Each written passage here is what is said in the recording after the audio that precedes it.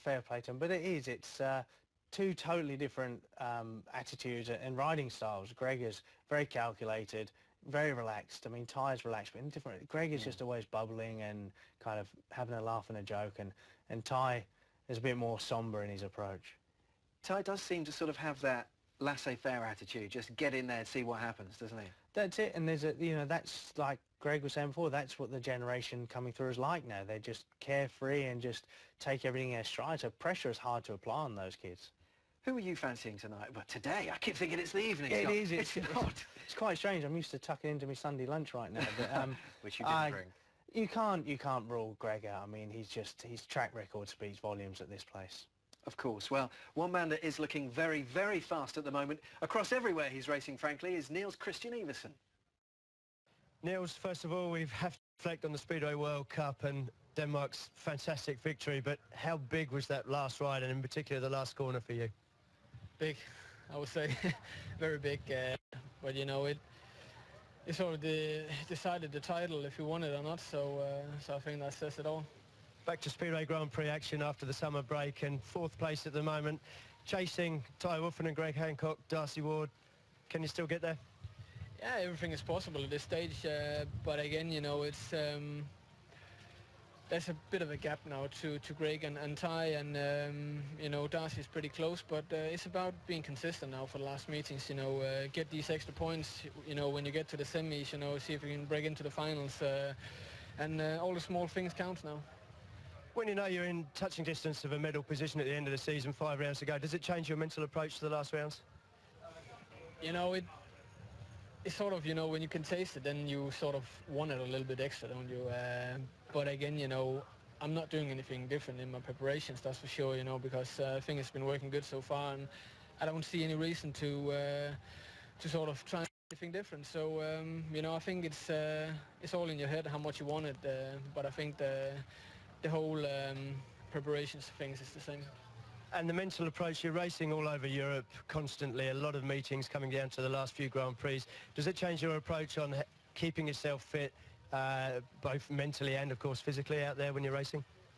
I think it will be easier to put the work in, let's say it like that. You know, if you feel close to something, then you always, it's a little bit easier to get motivated to do your training, to do whatever. It sometimes can be hard work, and I think that's the difference. But you know, it's an important part of the season now for clubs and individual. Everything is playoff starts now, and everything is sort of getting really tense. Good luck today. Thanks, Niels. Thank you. And let's see that final lap, Scott. He really is a man on fire at the moment, isn't he? He is. He just said he's three-peating the Danish title. That's something special. And here, this was to secure the title for Team Denmark in red. Just see him here, he's in third place right now. Everybody forgot about Darcy Ward out front here, but look at that last bend, last lap. Just swooped around the rider in white, which was Janusz Kolodzi from Poland here. Look at this. A lot of Polish hearts with this move, didn't he? At that point, you see Kolodzi just sees him out the corner of his eye. He just absolutely devastated. You can see Niels there shaking his head, knows what that means. And yeah, that was special. I mean, it's on home soil for the Poles. That was a big scoop for the Danes. It's interesting because he's quite a shy man in real life, but actually when he gets on a bike, he's got supreme confidence right now. He has, and his attitude has really changed, and his approach in the last sort of couple of years. Since he's really believed in himself, he's a different rider altogether. Scott, let's take a look at the standings and just tell me, has he got a chance now? Because, I mean, we can't just ignore the lads tucked in behind Greg and Ty, can we? No, not at all. I mean, you see Niels there in fourth place on 74. You know, he's not a million miles away from Ty. You know, we've got 5 rounds, so, you know, you claw back 2 or 3 points around on those boys, which is easily doable, then you can end up on top. And you know, after he had his 3rd Grand Prix victory in Copenhagen, he has to have that bit of confidence and can see, you know, that it's within his grasp right now. Will he be at the height of his confidence crest right now?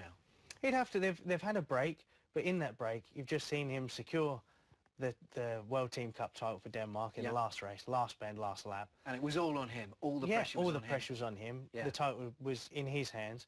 And then he's just secured his 3rd Danish title. So in the gap we've had between they've got quite a lot of competition, haven't they? It's not like he's racing against no one else. Exactly. I mean, that's a credible title. So in the off time we've had between the last Grand Prix in Cardiff to now, he's had a lot of success. So that has to do his confidence a world of good. Brilliant. Thank you, Scott. I do think he could be one to watch today. Could be very interesting to see how Niels does. Well, I'll tell you what, we've got plenty of action to look forward to, so do stay with us. The heats are coming up after the break.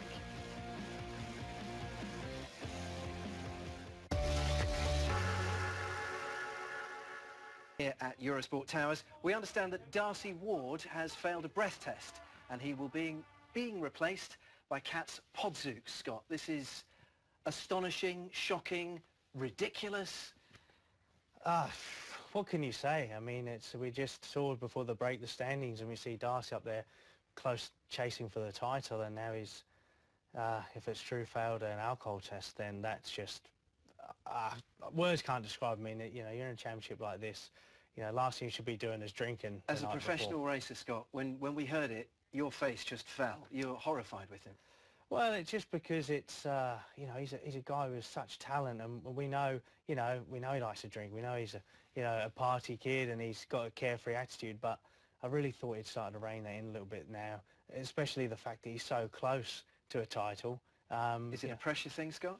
No, I don't think so. I think it's just that's his mantra, so his attitude, that's his lifestyle. But I think, you know, he overcome, you know, he had a knee injury earlier in the year, still battled through that to maintain the position he's in, to go and do something like that the night before. I mean, is it a wake-up call? Is it too late? Who knows? You think this is a party thing rather than a nerves thing?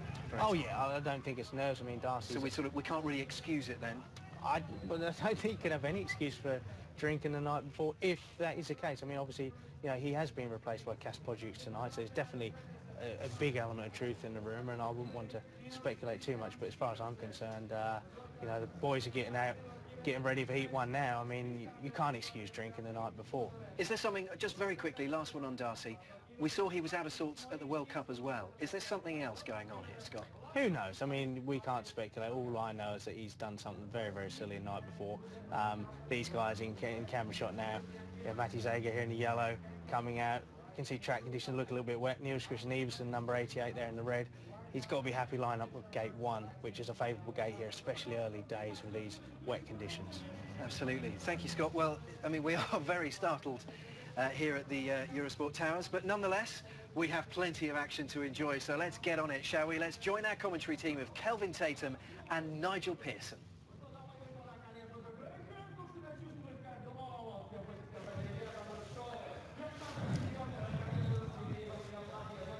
Opening race of the afternoon here in Daugavpils, down the Locomotive Stadium. It's Niels Christian Eversen going off the inside in red. Greg Hancock goes off gate number 2 in blue. Martin Smolinski off 3 in white. Matti Zager going off the outside in yellow. We have had some heavy rain in the build-up. Conditions will be very interesting. Kelvin Tatum, who's alongside me as always today. They will be. It's quite greasy. It's a long way to the first corner here, and certainly coming from the outside, it's going to be a real challenge. And Zagar's going there in this opening race. It's been up and down, but that man hasn't. He's been remarkably consistent once again this year, just 3 points behind the championship leader, Ty Woofenden, at this stage with 5 rounds to go. Nicky Pedersen, a little bit up and down himself, and disappointing in Copenhagen and Cardiff. He'll be looking for a better performance here this afternoon. Well, if you're back in the UK enjoying your Sunday lunch, a nice roast for Sunday lunchtime, let's hope the action is just as tasty here. Bit of a carvery on. Absolutely here. We're not homesick or anything, Kelvin, are we? Oh, no, not at all. Absolutely, number 1 it is. Let's build up to the action then here. And Greg Hancock, the man who is hunting down Ty Woofenden in second place in the World Championship. He goes off gate number 2 in blue. Krista Gardell of Sweden is our referee. And into that first turn, Hancock has made a beauty here. Got the drop on Niels Christian Eversen. Zagar's going to try the outside. Smolinski up the inside. But Hancock has that lead. And that is textbook Greg Hancock. And now Zagar coming around the outside. But Smolinski holds second place. And Eversen at the back right now. We'll be disappointed with that. But what can we say about Greg Hancock? It's muddy out there. It's a little bit filthy out there. But Hancock clean as a whistle. Yeah, just made that bike work as he entered the first corner for the first time. He just got the better of Eversen, and Eversen is now relegated to the back. It's an encouraging ride from the German Smolinski in second place, and he's battled hard to get through there. But yeah, textbook stuff once again from Greg Hancock. Really is enjoying a rich vein of form at this time of year. It's going to be difficult to overtake early doors. Track conditions will improve, but Hancock terrific in front. Just making it look oh so easy. Greg Hancock, twice world champion. He won here in Daugavpils last year. Into turns 3 and 4. It's Greg Herbie Hancock from Martin Smolinski of Germany. Third place is Matti Zegal. That's a blow for Iversen, finishing at the back here in the first race. He really got showered in shale there early on. Did he? Tough race for Iversen. He would have been really keen to have got away to a much better start, but it just didn't quite get there, and then got himself caught in traffic. Good effort from Martin Smolinski, but that man, Greg Hancock, absolutely textbook stuff from him. Once again, the bike working brilliantly to the first corner. Hancock the winner with Smolinski second, Zegar third, and Niels Christian Iversen at the back. Iversen, of course, who's fourth in the World Championship, but with no Darcy Ward here today. An opportunity for Iversen to go into third place in the World Championship, but will we see Hancock leaving Daugavpils as the leader of the series? Well, he's equal leader right now because Woofenden hasn't raced, and he's picked up another 3 points, the American, and that was perfect. That really sealed the deal right early there, getting off that first corner in front. Zegar battled hard initially alongside Martin Smolinski, but Smolinski had a good setup here. The bike worked nicely around the inside. Greasy, wet out there in this opening race, and Iversen found it very difficult to get involved in the points, and he's relegated to the back. Good stuff from Martin Smolinski, who has had a hard time after winning the opening round in New Zealand, but he's battled well here to pick up a solid 2 points in his opening ride. But Hancock, the ideal start for him. And good to see his American pal, Lance King, in the pits here today. Lance, who rode for Bradford, Kings Lynn and Cradley in the UK. And it's good to see him here today. Yeah, I had a chat with him earlier on, and yeah, he's over from America, and he's looking forward to tonight. We've got the world champion out here tonight, championship leader as well. And it's interesting, he rode well and actually took the lead in the championship at this time last year. Did indeed. It was Saifudanov who was leading it, but that was the time when some people just felt the pressure was getting to Emil, and Woofenden took advantage. Batchelor with a change of bike here. He's had one brilliant round in the World Championship, but apart from that, it's been pretty ordinary from Batch. Yeah, that was a shame because he rode so well in Copenhagen and then didn't back it up in Cardiff in the Millennium Stadium. So, yeah, he'd be looking to sort of find that form we saw from him in Copenhagen. There's a lineup. Batchelor off the inside. Nicky Pedersen goes off gate number 2 with Woofenden off 3.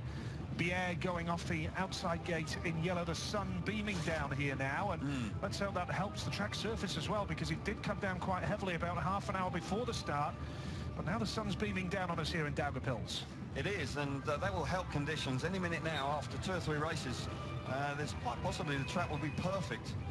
It's nice and smooth. It's just a little bit greasy on the top, but once that sun beats down on it for 10-15 minutes, there's no chance, there's no question that the conditions will improve. Interesting to see how Nicky Pedersen gets on here. He's struggled in the last couple of Grand Prix. Here we go. Heat number 2. The reigning champion is off gate number 3. Batchelor's made a beauty off the inside gate. Now Woofenden is going to try the inside switch. And now up the inside. Here comes Bier around the outside. Lovely move from Kenneth Bier in yellow. And the world champion is at the back with Batchelor second. Pedersen is third. Woofenden is really going to find it tough from here. Visibility not ideal. But he's coming up the inside of Pedersen and claims third place momentarily. Yeah, great first corner there from Bier. Bike setup absolutely vital at this early stage of the meeting, and certainly Woofenden just spun up coming out of gate 3 and found traction very difficult to come by. Now Nicky Pedersen's working the outside, and Pedersen's got himself through into second place. Opportunist move there from the 3-time world champion. 2 Danes now, first and second. Super ride from Bier. Bike really working well. Good effort from him, and Pedersen's battled hard to get to second. Round 8 of the World Championship, round 8 of 12, of course, in the World Championship, and Kenneth Bier making it look easy. We know when he makes the start, Kenneth Bier is a very tough rider to catch. Nicky Pedersen has worked overtime to get into second place, and Woofenden chasing Batchelor's back wheel now for third place here. This is for a point. Woofenden is going to try the inside switch down to the checkered flag. Bier, Pedersen, Batchelor, Woofenden. Heat number 2, very quick, and Woofenden was done from the start there. Didn't make it from gate 3, but what a gate from Bier. using that outside line quite beautifully. Yeah, it just got the back tire on the edge of the grip and was able to slingshot round the outside in the first corner, and he had the bike set up. The bike was going forward, whereas one or two of the other boys were struggling. They were just getting too much wheel spin and not generating enough speed. Pedersen rode nicely to get the second. Batchelor in third and Woofenden out the back. Yep, and Hancock and Woofenden are side by side in Heat 6, and they're level at the top of the World Championship now as well. So just an interesting little side fact there before they meet in Heat 6. Yeah, absolutely. Start. Yeah, that was a super ride from him. He's had a hard time in the Grand Prix series. But Batchelor makes a good start initially, but just can't get the bike hooked up. Woofenden missed the start and just couldn't get there coming out of gate 3, but a lovely run down the back straight on the opening lap for Bier. Pedersen, you know he's always going to be really battling hard, and he gets the better of the world champion and gets himself round the outside of Batchelor at the same time. Takes that chance, allows the bike to run into the dirt, and it just gives him that little bit of extra momentum. Johnny Jorgensen back in the Pedersen team for this weekend, and there's his man getting himself into second place. A strong ride from him. Yeah, John Jorgensen, a former teammate of yours at Coventry back in the day, Kelv, in the mid-80s. Yep. Yeah, good rider. He formed a terrific partnership in the middle part of the team and was very successful, and he was with Nicky for some period of time a few years ago, but he's back here, and Nicky's actually got quite a lot of people here in actual fact, but yeah, strong opening ride. Chris Holder in blue here, 2012 world champion, heat number 3. The man in yellow is Chris Harris of Great Britain. But Holder, who had a knock on Tuesday in Sweden, doesn't need too many more knocks, does he, Chris Holder? He's had a rotten run of luck, and thankfully he's okay and riding today after that crash in Sweden on Tuesday night. He's outside the top 8 as well, and he'll be keen to try and make his way back into an automatic qualifying slot. He's a proud man, but he has had a series of injuries that have held him back recently. Krzysztof Kasperzak, Polish champion on Thursday night. Zielona Góra, congratulations to him. Chris Holder, gate 2 in blue. Freddie Lindgren, Sweden, gate 3 in white. Chris Harris of Great Britain going off the outside in yellow. Krzysztof Kasperzak, Polish champion. We congratulated him earlier when we spoke to him, Kelvin. He's absolutely jubilant, isn't he? Really confident. Yeah, it's super ride from him. He started the season on like a house on fire. Then he had that knee injury that sort of knocked his confidence for a few rounds, but he's working his way back. He certainly feels a lot happier about racing now, and he'll be looking for a really big night to kick on after winning the Polish Championship. Here we go. Heat number 3. Green light on. Who's going to hit that first turn? Gate number 1 working a treat there for Kasperzak, but up the inside comes Holder. There's contact. Oh dear, into the fence they go. Harris has hit the fence hard there. Yeah, it's the air fence straight on there. Chris Harris, and Kasperzak is there as well, but you could see that there was danger there, the way they just all clicked together. Tough crash. It's a really tough one, tough crash. Kasperzak hasn't moved. Harris is strewn on the track as well. There was Holder got right in amongst it, and Kasperzak and Holder were very close, and with Harris being on the outside, then got caught up in the action as well. But that was a very heavy impact for both riders. Chris Harris has got up. Chris Harris is up. That's remarkable. Can't tell you said obviously there that Kasperzak didn't move, Kel, but he did move the airbag away from him. Did he? But he's now just waiting for treatment. But Chris Harris is up on his feet. He's a tough old boy, Bomber Harris, isn't he? He is indeed. And that's not the best way. He's holding his arm now. He doesn't look too good. It's good to see him up and about. There's now concern, of course, for Kasperzak, but that was a tough first corner. They all got awfully close, really keen to try and make that move. Because the conditions are greasy, riders know that they need to try and make a move early to try and get that run down the back straight, and it got awfully close. We're concerned about Kasperzak. Absolutely.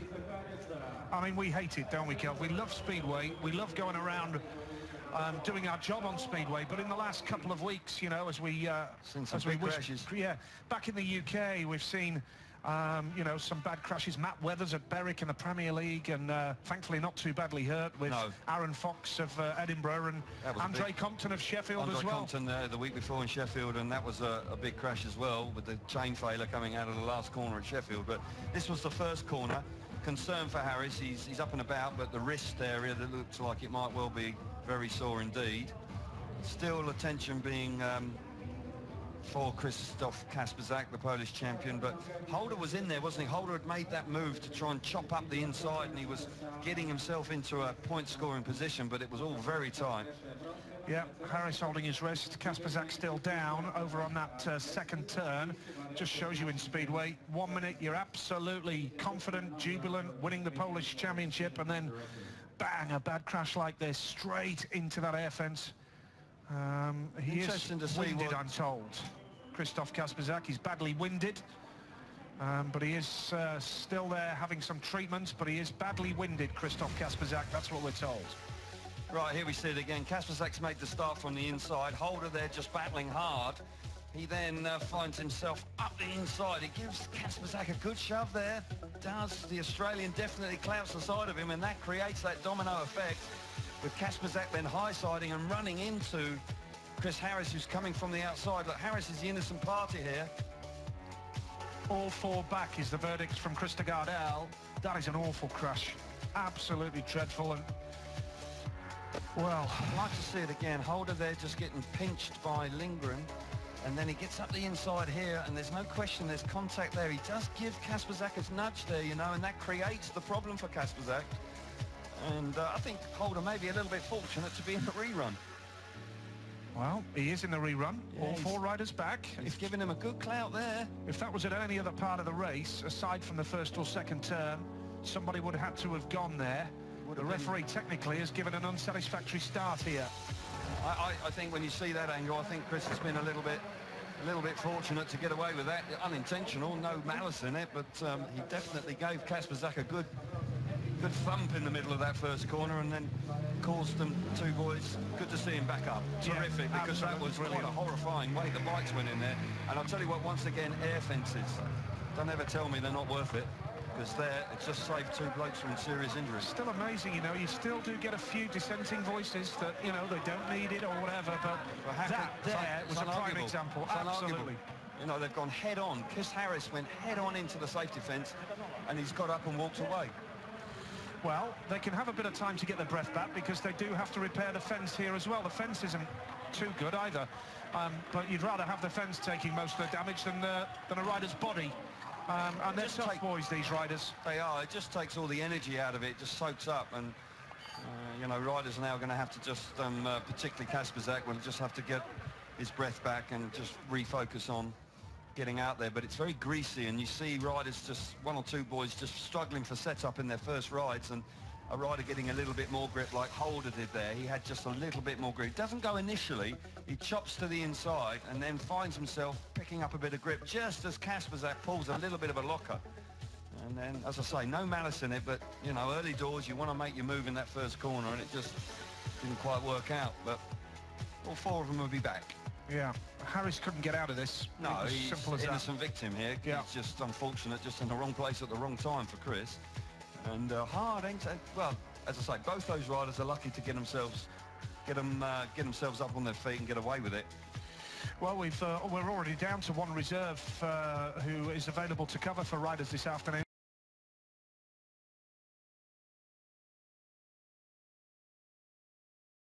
Because Kas Podzooks is the man who replaces Darcy Ward today, and that his first ride will be in heat number 4. It's live, it's loud, and it's part of the Tuesday Speed Date. It's Speedway from Sweden, with a fistful of power, but no brakes. So while they're riding on the edge of their seat... But you've drawn level in the championship as well, with Ty Woffenden finishing last. Do you keep an eye on that, or you just focus on the race meeting itself? Yeah, I mean, it's too many events left, you know, in this whole thing, and points are points. We both won a lot of points, and as well as a lot of other guys too. So I got my heart set on taking a lot of points now. I want to get to the semifinal and then go for it. A quick word about track conditions. How are they? They're okay. I mean, we got a downpour there before the start, and the track was really wet and slimy the first heat. So, but you know, with the restart now and the last 3 heats there, it's dried out quickly. So the conditions are changing really, really fast. Thanks, Greg. Got it. Thank you. Greg Hancock there, and as was mentioned, he is now level at the top of the world with Ty Woffenden. Let's find out how he got on, Scott. Not a great start for him.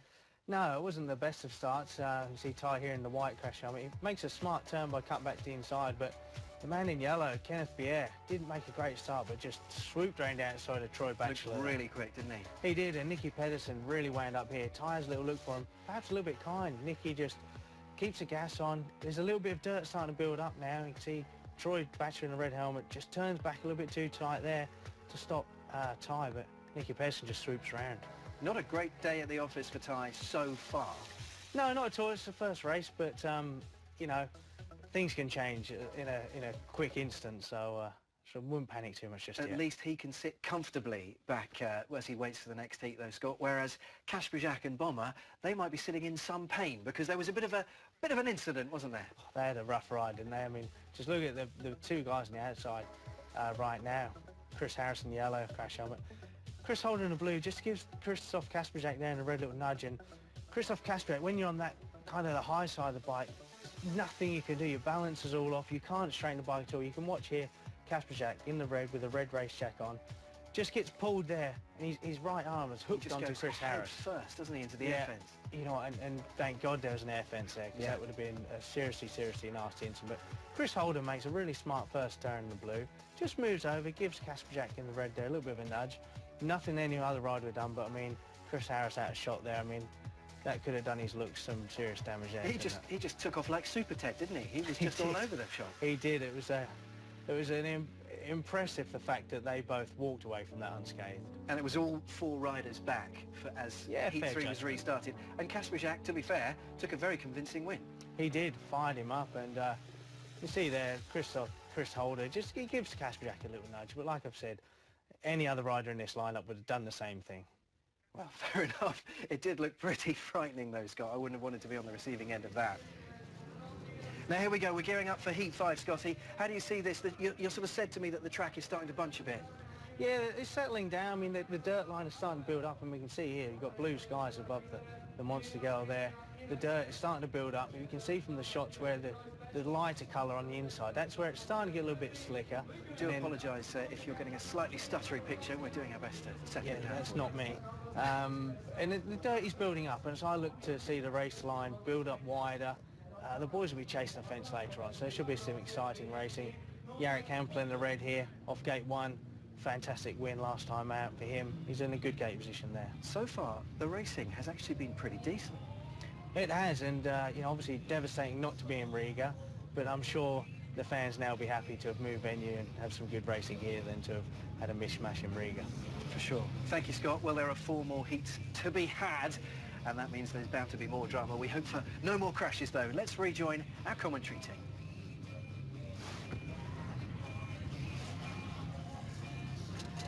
Here we go then, heat number 5. It's Jarek Hampel off the inside in red with Niels Christian Iversen off gate 2 in blue, Troy Batchelor gate 3 in white, and Freddie Lindgren going off the outside in yellow. That's your lineup then for heat number 5.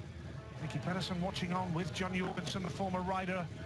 And they had a strong first race, Pedersen. He would be pretty satisfied with that, but there's 3 riders in this race that need to pick up their performances. The boys in gates 2, 3 and 4 struggled in their opening rides. They'll be desperate to try and get amongst the points now. So, heat number 5 it is.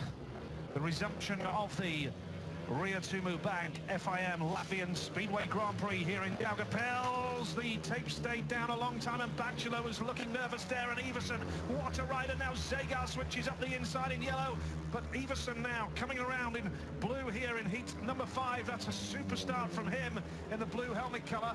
And now coming down the home straight as well, being chased hard by Freddie Lindgren in yellow. Third in red is Jarek Hampel, and Batchelor is the man at the back. But Lindgren holds second place now, and they're all bunching up the 3 riders towards the back. Can you believe it? Jarek Hampel's gone to the back after winning in such fine style in his opening ride. Good move from Lindgren to get himself into second place early on. Iversen, what a way to bounce back. Showing terrific character out in front. Poor in his opening ride, got caught out by conditions, was tailed off out the back. He's fast, he's away, looking terrific. Lindgren much better this time, charged hard. A few tweaks to the motorbike and it's working an awful lot better. Batchelor trying hard. Disappointment once again for Hampel. Up and down, cannot find the consistency. Yeah, it was a clever switch from Lindgren up the inside early on there, but Niels Christian Iversen has got the race under control, bouncing back beautifully after his opening ride. Disappointment. It's 3 points for Niels Christian Iversen. Yeah, good he needed ride. them there as well, didn't he? Super ride from him. Freddie Lindgren in second spot with Troy Batchelor in third place there, and Jarek Hampel this time at the back. So it's a win and a last for both Jarek Hampel and Niels Christian Iversen. A bit of an inconsistency creeping in then between those two riders, but that's the way the World Championship is. And a reminder, there are 4 rounds left after this afternoon, and here's the result. Niels Christian Iversen the winner, Freddie Lindgren second, Troy Batchelor was third, Jarek Hampel at the back. It means now that we have Hampel and Iversen on 3 points each, but Hancock, Kasperzak, Bier and Lindgren also on 3. A whole bunch of riders now on 3 points after 5 heats. Yeah, great stuff from Iversen. He would have been frustrated after his first ride, but he comes out in his second one, out of gate 2, makes a great start. Around that first corner, Lindgren then hugging the white line and gets himself nicely into second place early in the race. And Jarek Hampel, after looking absolutely fabulous in the opening ride, he struggles here, and he doesn't actually, he fails to score. It's Troy Batchelor now that moves into third place. 3 of them all together there, but the Polish rider, they're just not on the pace. That man is. Niels Christian Iversen, desperate for points, wants to put pressure on the top 2 in the world. And that's how you go about it, winning some races and building that point score. Good stuff. Yep, was indeed. Niels Christian Iversen, who is not out of the world title race. This man now in yellow, Ty Woffenden, under pressure, and now he's alongside Greg Hancock, the man who is level with him, 90 points apiece. Iversen on 77 now. No Darcy Ward today, so he will stay on 75 points. And a real opportunity for Woffenden and Hancock to extend that gap, but they have Kasperzak and Jonsson here as well. What a lineup for heat number 6. This is a special lineup early in the meeting. Heat 6 is really tasty. Going to be a tough call, this one. Jonsson off the inside, Kasperzak off 2, Hancock off 3, and Woffenden going off the outside in yellow. Woffenden, who was just caught out at the start of his opening ride, but no such trouble for Greg Hancock, who was immaculate as ever. And you do run out of superlatives to describe Greg Hancock in his career. It's just quite remarkable, isn't it? It's staggering, you know. He just keeps producing these, you know, these rides time and time again. The consistency is extraordinary. Woffenden's going to have to bounce back here. He just didn't get the bike sorted out in his first one. From the outside, needs a big start because it's a really hotly contested race. Kasperzak and Hancock, winners first time out. Here we go. Heat number 6. Who's going to hit that first turn? It's Kasperzak off 2. Wonderful ride. Now Woffenden with a switch up the inside. Hancock's in there as well, but that's a great move from Ty Woffenden to switch up the inside, but it's being hunted down by KK and Hancock now. We've got a race on our hands here. Woffenden goes wide and has got the drive with Kasperzak second, Hancock third. Kelvin, that was a great switch from the champion. But that's why he's the world champion. It was a fabulous move in the first corner. Quick thinking, got himself to the inside. He didn't really get the drive to the first turn. He wanted to, away from the taste, but he looks terrific now. Hancock chasing hard in third place on the back wheel as they charge into the first corner again. Woffenden hanging off the side of the bike, having a look over his shoulder. Kasperzak settling nicely in second place. Jonsson's at the back, but Woffenden, this is a super ride from him. The 2 boys behind him won convincingly in their opening rides. Woffenden on target to go 2 points ahead of Hancock in the title race. You do get the feeling it's going to be like this every step of the way now. Bit of a dust bowl here in Daugavpils now as well. It was pouring down with rain just about an hour ago, but it's Ty Woffenden who takes the checkered flag. The reigning champion retakes the lead in the World Championship as well, and that was all down to a brilliant switch up the inside in the early stages of heat number 6. Brilliant stuff from Great Britain's Ty Woffenden. Fabulous first corner. He knew he wasn't going to get there, and he had the opportunity to switch to the inside. It was very slick and dusty there, but he made it work. And once he got to the front, he dominated the race. He did. Woffenden, Kasperzak, Hancock, the finishing order there. And Christoph Kasperzak now on 5 points ahead of Hancock on 4. They are a point ahead now of the rivals, but there's Woffenden, a happy man after that race. Yeah, and rightly so. Iversen and Woffenden have bounced back in fine style here after failing to score in their opening rides. This is the move. just knows he's not going to be able to get around the outside. The door opens up beautifully for him, and he pounces, and then has enough speed to hang on down the back straight on the opening lap. Good move from Kasperzak there. Doesn't allow the bike. He chops back to the inside, stops the move from Hancock. Hancock has to give best there and has to settle for third place. Kasperzak looking good in second place and is enjoying a pretty good start to the meeting this afternoon. Hancock there having to control that wheelie in the middle part of the race. But the champion winning races once again, he'll be pleased with that. Hasn't had the best of times in the UK with Wolverhampton, Ty Woffenden, but quite clearly he's had to put that to one side in the big events as well. Kasperzak, 5 points from 2 rides. Strong start to tonight's meeting, building on the confidence that he would have gained from the Polish Championship. Heat 7 it is. Nicky Pedersen, the man in Dukes in for Darcy Ward. Chris Holder is in this one as well. Let's take a look across the grid for you. Inside is Chris Holder of Australia, the 2012 world champion. Kas Podzooks, reserve. 4 Ward off 2. Nicky Pedersen, gate 3 in white from Denmark, and Martin Smolinski off the outside. All 4 riders with a couple of points under their belt. Yeah, and it'll be interesting to see who's going to pick up their first win here. One of them will. And Holder on the inside looks pretty good. Touch fortunate possibly not to have been excluded, but he'll take the 2 points. Thank you very much indeed. Nicky Pedersen, he strutted his stuff there. He worked hard for 2, as did Smolinski. Podzooks also. He was unexpectedly called up into the meeting proper, and he enjoyed a good opening ride. Certainly did. Here we go. Heat number 7.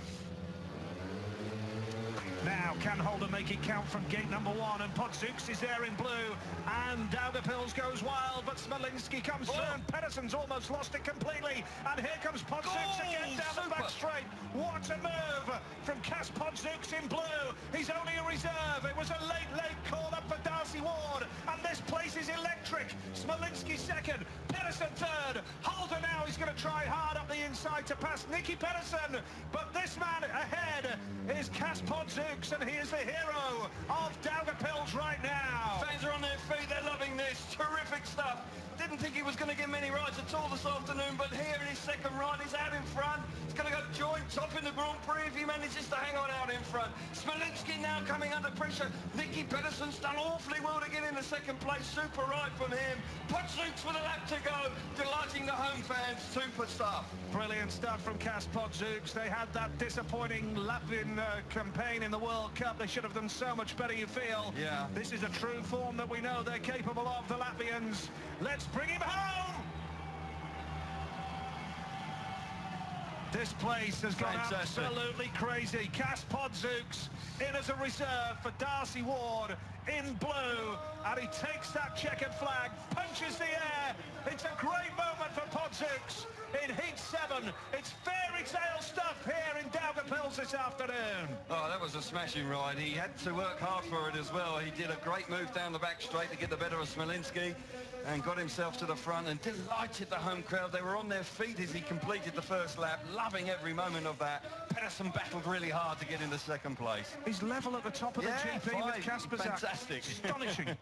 Extraordinary scenes here. We did say extraordinary. They're all in this, you know, Nigel, and there's a question the Podzooks and the Lebedevs will surprise 1 or 2 GP regulars. Great start out of gate 2. Then Smolinski gets right in on the act here. That was a good move from the German, but Podzooks just has enough racing room. Pedersen's crew will be pleased with that. Solid start to this afternoon's meeting for the 3-time World Speedway champion. There he is, right on the outside in the opening corner. How on earth he stayed on there was a minor miracle, but how well did he recover? After that incident early in the race, he battles back into second place, so a lot of commitment from Pedersen, and disappointment this time for Holder. He gets relegated to the back and fails to score, but Kas Podzooks and home fans will be chuffed to bits with that ride. That's terrific. Brilliant stuff. It's fairy tale speedway here for Podzooks. Excellent. Heat number 8, and we have Lebedev the wild card. Here's Zagar in red, but Lebedev will go off the outside in yellow. When you look at the Latvian riders, you have Bogdanov, who's a good rider as well, and that's why I was surprised they didn't quite do as well as they might have done in Vastovic in the World Cup. Yeah, Vastovic was quite technically demanding the track. It was a little bit rough, and they like the big, wide open spaces like they're encountering here, and They just need to develop a little bit more, and then they will become more consistent in all different types of conditions. But on their home patch, they are a genuine threat. Yeah, it's good to see, and every time he came down the home straight here, just by our commentary position... They were loving it, weren't they? They were on their feet. It was great to see. Absolutely, yeah. Really did set it alight, and they're very keen to support their own, and Lebedev's will be coming out here off gate 4, and I can assure you, he is not scared. He will give it everything he's got. He's not here to make up the numbers, is he? No. It's Zagar off the inside, Bier off 2, Harris off 3, Lebedev going off the outside. Bier, a very, very fast winner first time out. Can he make it 2 wins out of 2? But it's Zagar going into that first turn, and now Harris tries to switch up the inside. Lovely move from Chris Harris of Great Britain. Zagar now down the back straight. Stay on your bike, boy! Stay on! Oh, he lifted violently down the back. He was all over the back of Zagar. How on earth did he stay on? Remarkable. Harris hits the front. Terrific effort there from the British rider after a heavy fall in that first staging of his first ride. Zagar now can't believe it. Where is he? A little bit concerned about what's going on behind him. Leopard now settles in 3rd place with Bier, who was a winner first time out. He's out the back, but Harris looks good here. He's had a hard time in the GP series. He'll be pleased with this if he can hang on out in front. Don't try this at home, folks. No, it's dangerous. Not recommended. Speedway racing here in the World Championship, and Chris Harris, who's had a torrid old year back in the Grand Prix, is kicking on, and he's carving up heat number 8. Chris Harris of Great Britain. Zagar's going towards the fence, so is Lebedev. Yes. And they're going to do some track grading work after this, I'm sure, to pull it all back. But with Chris Harris, he's going to take the checkered flag. Fantastic win. There's British fans that have made the trip here, and Chris Harris has just pulled off a stunning ride just a few moments after he was in the air fence holding his wrist. He's a tough old boy, Chris Harris. Great Britain, well done, that man. Yeah, great amount of respect for him. He had a hard fall, and he's then battled so hard. Great speed, loved it out by the safety fence. Good ride from Chris Harris. Andrei Lebedev, how he stayed on his bike down the back straight is a miracle. Harris, Zagar, Lebedev and Bier. Quite extraordinary speedway race. We'll see some fantastic stuff. And Kasperzak and Podzooks, they're the leaders of the GP. Very well. It's been a tough night, a very tough start to the night. A horrific crash in your first one, but a fantastic win there in Heat 8. Yeah, the first one didn't go to plan, but picked myself up, changed bikes because everyone's written off, and managed to get a win that I need. How are you feeling? Obviously, it was a tough crash. We can see you're still out there winning races, though. That looks good. Yeah, it's a bit sore. I landed on me backside and hurt my finger, but I'll worry about that when the racing's finished. Track conditions, the dirt line has moved very wide, so you've got to be riding with a lot of confidence out there for that. Yeah, dirt is wide. I realised that in that race, so just got to get there first before the other 3 riders get there. So I felt fast in that one, so hopefully they can do the same again and get another 3 points on the board. Thanks, Chris. Cheers. He felt fast, Scott, and he looked fast. This was a very big moment for Chris Harris. It was. I mean, he was coming off the unfavourable gate 3 there in the white, but again, like Ty Wolfenden makes a very smart cut back there. And so watch Lebedev's here. He just runs on the inside of Zagar and kind of claws up the back of him, and that could have ended in big disaster. Brave move from Zagar in the red, but just watch Lebedev's in yellow here. Zagar's turning away from the fence. He's just almost like a suicide pilot there. I mean, look from behind here. He shuts off. Obviously, remember, we have no brakes on these bikes. Look at that. I mean, that is just everything he can to hold on. How much of this is the track, Scott? Because obviously we're seeing a lot of wheelies mid-race now. The track will be a little bit unpredictable because of, you know, with the rain on the track, there'll be dirt building up. So there'll be some bits will be slick and then you hit some grip, but that's where the skill of the rider comes into it, bike setup. But obviously, like Chris Harris in his interview said there, the dirt is moving wide and it will continuously get wider and wider. I mean, in the earlier race, Nicky Pedersen bounced off the airbag. And is this now going to favour the likes of Chris Harris? I think so. I mean, this is, you know, we saw then that it will suit his style. I mean, he likes to get out in the dirt. He's a fearless rider, and that was a great race from him just last time out. So, I mean, it's not just about the starts today then, is it? It's more about what happens after the second turn. Well, the first turn is going to be vitally crucial because we've seen there that the dirt line is very wide. So it's a brave move for you to chase the dirt. You've got to have a confidence in your setup to go to the dirt. Otherwise, like what Chris Harris, Ty Wolfenden done, classic cutback manoeuvre, the short slide around the inside, and they come out in front. Brilliant. Thank you, Scott. Well, let's hear from another man that's out there facing the track. It's Kenneth Bier. A great start to the meeting in Heat 2, a race win, but we're seeing so many riders winning races and then coming last. It's tough out there, isn't it? Just what I did. Won my first one and run a last. I think I chose Saga pushed me a bit out in the last race, and if you're coming off last in the first corner, it's a bit tough. And get out of start and pick the right line, and I think if you're in front, everyone got good speed. Ahead of tonight, 14th position, 39 points. Is this ground you can make up for the top 8? Got nothing to lose. I'm just going for it, and many points as possible. I'm picking up too many last places, and if I'm winning, then if not, I'm last, and I need to be a bit more consistent. I got the experience, but season so far has been up and down. Had a bit of a break now with the World Cup, so I feel hungry now, and I'm just enjoying it. Just no last places. Great stuff. Thank you. All right, thanks. He said it himself, Scott. He's got nothing to lose. What's happened with Kenneth Bier's season? I think, yeah, he hit nail on the head. Nothing to lose now. He can relax and enjoy himself a little more. I think, like all sports, I just personally think he just had a major lack of confidence.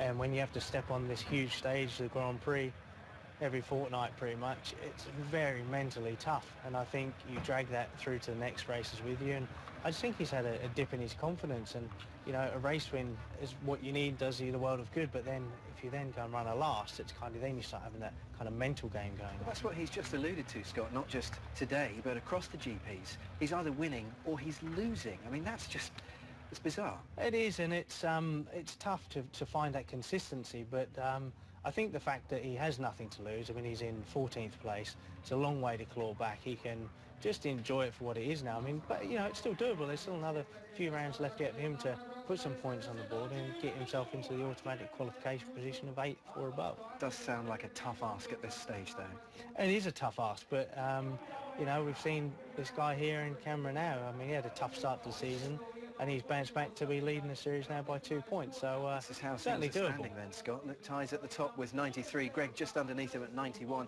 Then we have Niels Christian Iversen. He's jumped up to third, obviously, with 77, making the most of the fact that Darcy can't race today.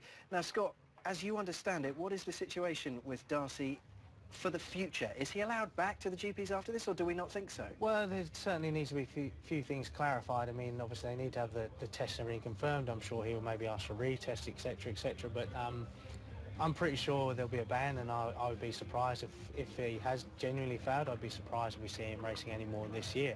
My personal view is something like that, you should be banned. It's worldwide. It needs to be harsh. You wouldn't allow him to race in Speedway for the rest of the season, no, full stop? Not at all. It's, especially at this level, you're, you know, World Grand Prix, you've got, you know, you see they've got all these huge sponsors supporting them. He's not just let himself down, he's let those people down as well. Well, and the fans, Scott, this is a huge waste of natural talent. It is, but I think it's, you know, you need to have a harsh punishment in place to prevent people from doing it. A lot of people will do it through self-discipline. Some people need a deterrent, and I think, you know, this could be a massive wake-up call for him. Just hope it's not too late. We've had Stefan Dano, was the other rider to fail an alcohol test in 2010, I think it was. He never raced in the series again. Is this going to be a bit of a wake-up call for some of the other riders as well, Scott, when they see someone as high-profile as Darcy being excluded? It certainly will be, and it has to be. I think, you know, it's we were talking earlier, this carefree attitude, and, you know, have fun, have a pie, have a drink. There's a time and a place for things. I think a few of these other guys will certainly be waking up. Right, fair enough. Thank you, Scott. We may need to turn our attention back to this lunchtime Speedway meeting, and things are getting a little bit exciting thanks to the track, aren't they, Scott? They are, the track. I think the track is riding well. I mean, Ty Woofenden here looks like he's changing bikes, that's a brave move this late on. Remind you as well, we have the 2-minute clock running, so once they go on the track, they have 2 minutes to be at the line ready under starter doors. Ty's off the inside gate after track grade. That should be a good position for him because the dirt line will have been pulled back down.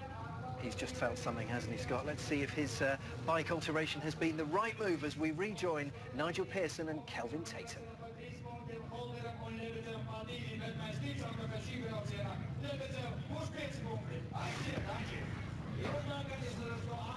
P number 9, Woofenden switching back to his original bike. He's off the inside gate in red. Andrei Lebedev goes off gate number 2. He's really in the thick of the action today. Niels Christian Iversen off gate number 3, and going off the outside is Chris Holder.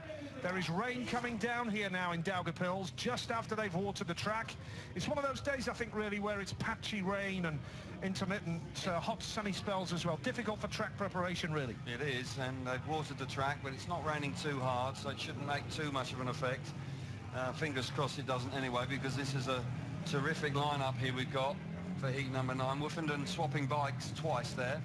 Tried his spare bike and then didn't fancy it and went back to his original one. He's out of gate 1. Andrei Lebedev's out of gate 2. Iversen impressive last time as well. He comes out of gate 3, and gate 3's been tough so far this afternoon. Here we go then. Heat number 9 of the Ria Tumu Bank FIM Latvian Speedway Grand Prix. Oh.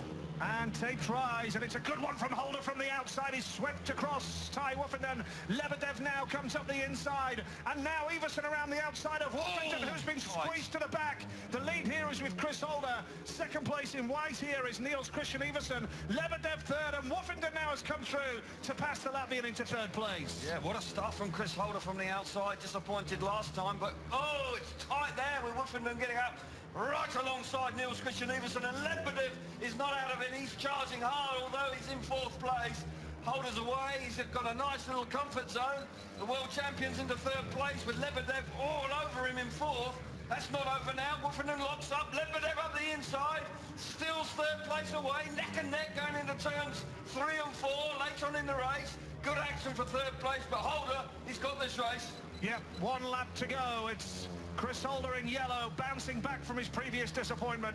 Niels Christian Iversen holds 2nd spot right now. Woofenden will never have had to work harder for 1 single point. He's been pushed by Lebedev every step of the way, but Chris Holder of Australia, fantastic ride from him in the yellow helmet colour. Niels Christian Iversen was 2nd, Tai Woofenden 3rd, and Andrei Lebedev at the back here at the Locomotive Stadium. It's fast, it's furious, and Chris Holder back in business with a fantastic win there to put him onto 5 points from 3 rides. Here's the result of heat number 9 then. It is a win for Chris Holder. Niels Christian Iversen was 2nd. 3rd, Tai Woofenden of Great Britain. And trailing at the back, Andrei Lebedev, the wild card for Latvia. Iversen leads on 5, Kasperzak's 5, Holder's 5. And Podzook's on 5 as well, but Holder will feel a lot happier with life now. And so he should. That was a great effort from Chris, because he had struggled in his previous ride, as a lot of riders have so far this afternoon. They've found consistency really difficult, but he's just there. The bike dug in. Woofenden snaked initially when he dropped the clutch and gets swallowed up in that first corner. Lebedev's there. Look at the move from Iversen. That's a brave move down the back straight on the opening lap for the Danish rider, then to get himself into 2nd place. Holder's away. He's loving it out in front. A real tussle for 3rd place, with the world champion early on here getting the better of the Latvian, Lebedev's. But Lebedev's then shows good resolve here. Battles really hard and gets himself back into 3rd place when the world champion just made half a mistake when he locked the bike, killed his momentum. But Tai, as you rightly said, Nigel, had to work really hard to then grab that 3rd place back. Every point vital. But that man celebrating in style. That was a really useful win. Holder on 5, Iversen on 5. There's a host of riders dropping points here, there and everywhere.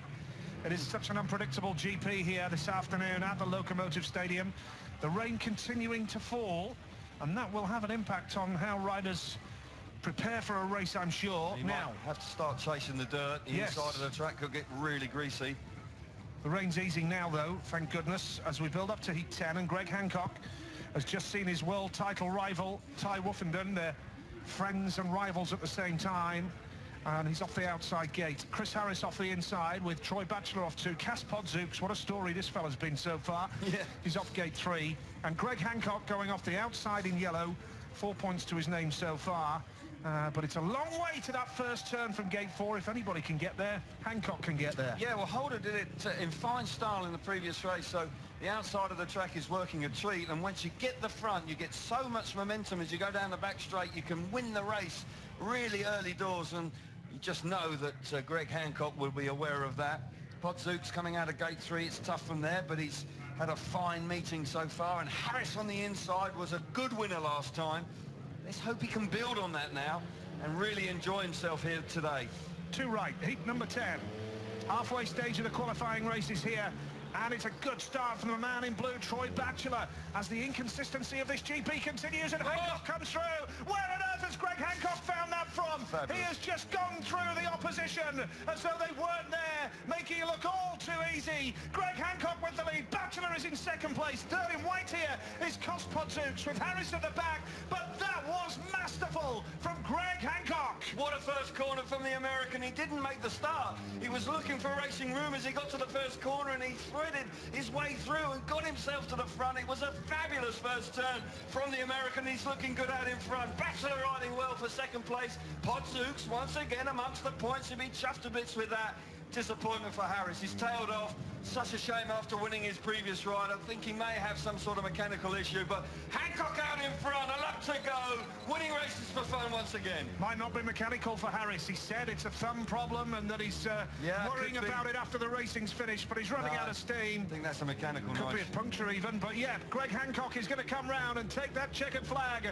Greg Hancock is the winner. Second place in blue is Troy Batchelor from Australia. Third in white is Podzooks. But for Greg Hancock, what a fantastic effort that was in the early stages. Harris does complete the race, whether it be mechanical or fitness-wise. I think it's mechanical. He was looking at the bike on the end of the race, Nige. Well, Hancock, 2 race wins to his name, moves sweetly onto 7 points. It's a great ride from him, and what a first corner from the American. Yeah, and second place there went to Troy Batchelor. He got the best start of all 4 of them, really, and made it look oh so easy, didn't he? And this is what it means now. Hancock is the leader. Podzooks is on 6. Good effort. Wouldn't have thought that. Podzooks in for Darcy Ward and on 6 points so far. Great stuff from him. But Greg Hancock, the standout rider now with 2 wins from 3 rides. Yeah, it was a great effort, and when we see it again in the first corner, it really was a masterclass to know what to do. He was looking for racing room, and he was able just to thread himself through, and he trusted the performance of the bike. We see it again. Batchelor makes a really good effort initially from gate 2 with Podzooks there in the way, and that makes the decision for Hancock to switch to the inside, and it just works a treat because the door opens. It's not very wide, but he pounces when he needs to. Batchelor then battles hard on the inside of the track early on and puts the American Hancock under pressure early doors, but once Greg then settles out in front, really has no danger at all. Oh, yeah, Batchelor there just momentarily losing control and bouncing off the safety fence down the straight. But yes, Greg Hancock, that's a terrific effort from him. 2 race wins to his name, and you know, he'll be delighted with the 7 points to his name. So heat number 11 coming up. Bier, Lindgren, Smolinski and Jonsson is the lineup then.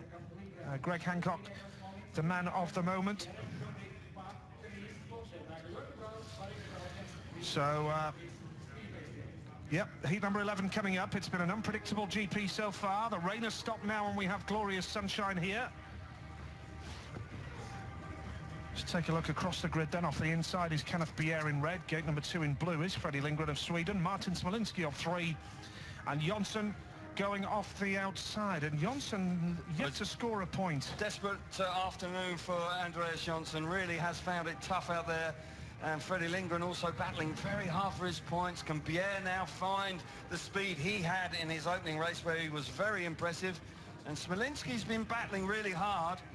Got to say, 3 points from 2 rides. He's in amongst it with riders dropping points. This is a crucial stage of the meeting. Certainly is. Top 8 go through to the semi-finals then. Here we go into that first turn. Bier jet propelled once again. Lindgren with a switch up the inside. Round the outside is Smolinski. Jonsson coming through into second. They're all bunched up down the back straight. Oh! Smolinski just about avoids a collision there. Lindgren with the lead now, and he goes wide. Causes all sorts of traffic behind him. And now coming through is Andreas Jonsson in yellow with Bier third. Smolinski at the back. This is spectacular Speedway. Yeah, that was terrific opening lap with Freddie Lindgren. Look at Bier now getting up the inside of Andreas Jonsson, chasing the dirt right out by the air fence as they battle their way through there. Bottom corner, Lindgren, Jonsson desperate for points. The 2 Swedes have had a tough time in the Grand Prix series this year, but they're really charging hard out in front, first and second. Bier back in third, the German out the back, but Freddie Lindgren, this is a good performance from him.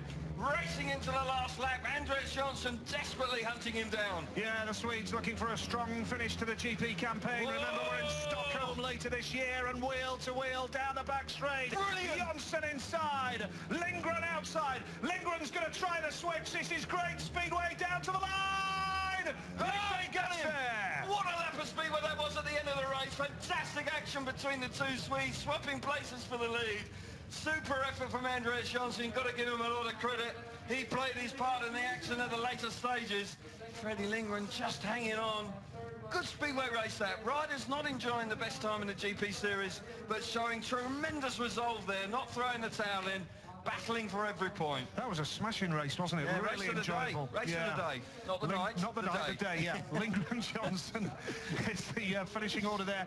And Lindgren moves on to 6 points now. Kenneth Bier with 4 points to his name now with that third place. Smolinski at the back, but that was great Speedway. And Freddie Lindgren with a race win under his belt. He's got it all on to get into the top 8 and secure his spot for next year, Freddie Lindgren. But this was great Speedway. It was really entertaining. It was a lot of passing. Freddie Lindgren and Johnson round the inside initially when Bier had made the move early doors away from the tape. Smolinski gets squeezed out. Look at this, he just runs out of racing room. He just has to come off the throttle and desperately trying to avoid the back wheels of Bier as they go down the back straight. Tough racing here early doors. Andreas Johnson then squeezing Bier up and getting the better of the Danish rider as they start the second lap. Freddie Lindgren then comes under all sorts of pressure. Andreas Johnson, desperate afternoon of Speedway for him so far.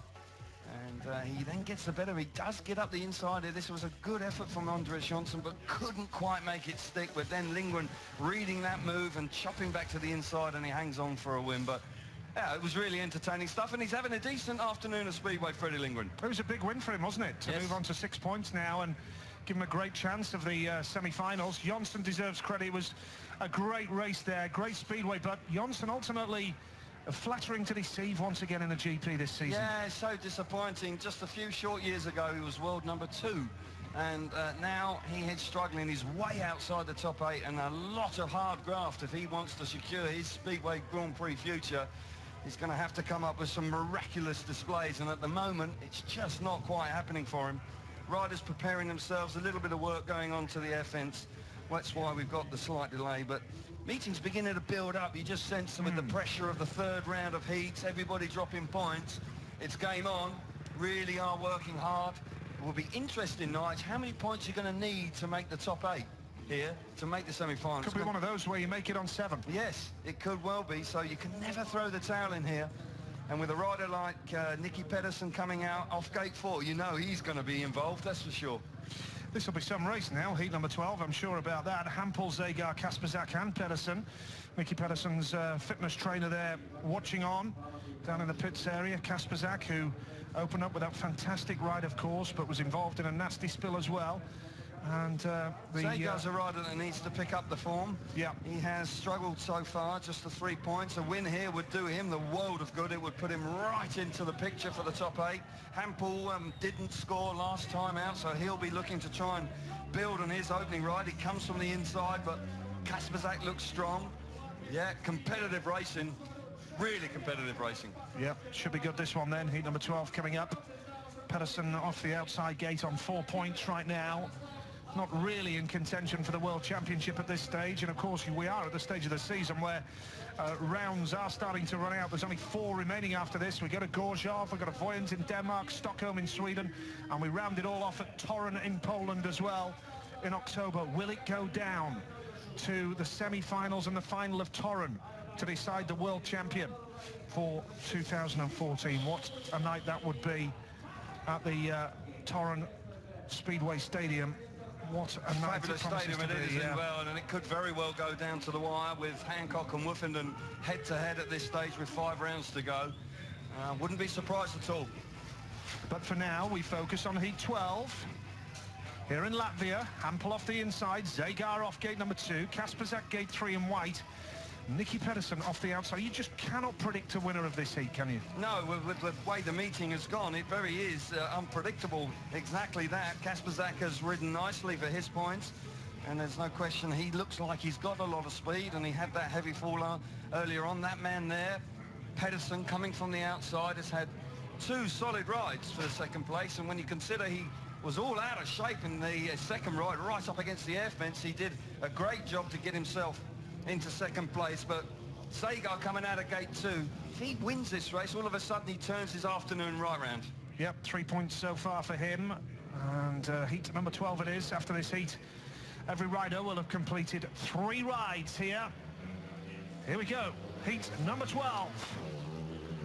Take Price, who's going to hit that first turn. It's very tight, but Hampel has made a good start. Now around the outside comes Nicky Pedersen. They're wheel to wheel down the back straight. Nicky Pedersen simply stunning down the back straight. He's got nerves of steel. Kasperzak holds second, Hampel third, and the man at the back right now is Matti Zagar, but he comes through into third. It's tough racing out there, and Kasperzak right up the back wheel of Nicky Pedersen down that back straight. Fabulous opening lap there. Pedersen showing tremendous bravery to get to the front. Kasperzak all over the back of Pedersen, has to slow. Zagar's right there, can't take advantage of that, but Pedersen, you've got to say, awfully brave with Hampel out the back. A disappointing ride for the Polish rider, who looked really good in his opening ride. Pedersen looking like he's stamping his authority on this race now. 4 points coming into this, 7 points if he can hang on. Good ride from Pedersen. Looking like a semi-final for Nicky Pedersen then. This is his third ride of 5 to get into the top 8. 3 times world champion, super fit, super professional, tough and hard, but very, very determined. And it's going to be a race win for Nicky Pedersen in yellow. Christoph Kasperzak second, third in blue was Matti Zagar, but Jarek Hampel, 3 points to his name this afternoon for Jarek Hampel. That's a win and 2 last places. He is enigmatic today.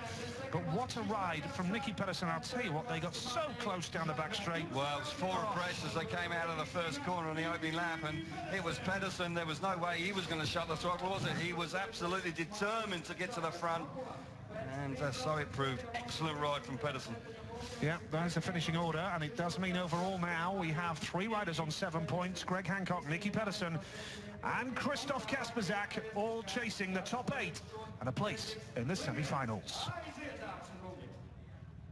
Well, if there's one thing this Daugavpils track has delivered, it's some seriously close racing. Scott Nicholls' pick of the heats coming next.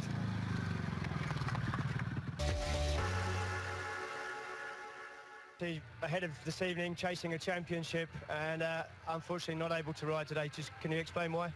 Yeah, I got some bad news yesterday, and you know, I was having dinner and had a couple of drinks. Obviously, one too many, and you know, it's disappointing, only marginally.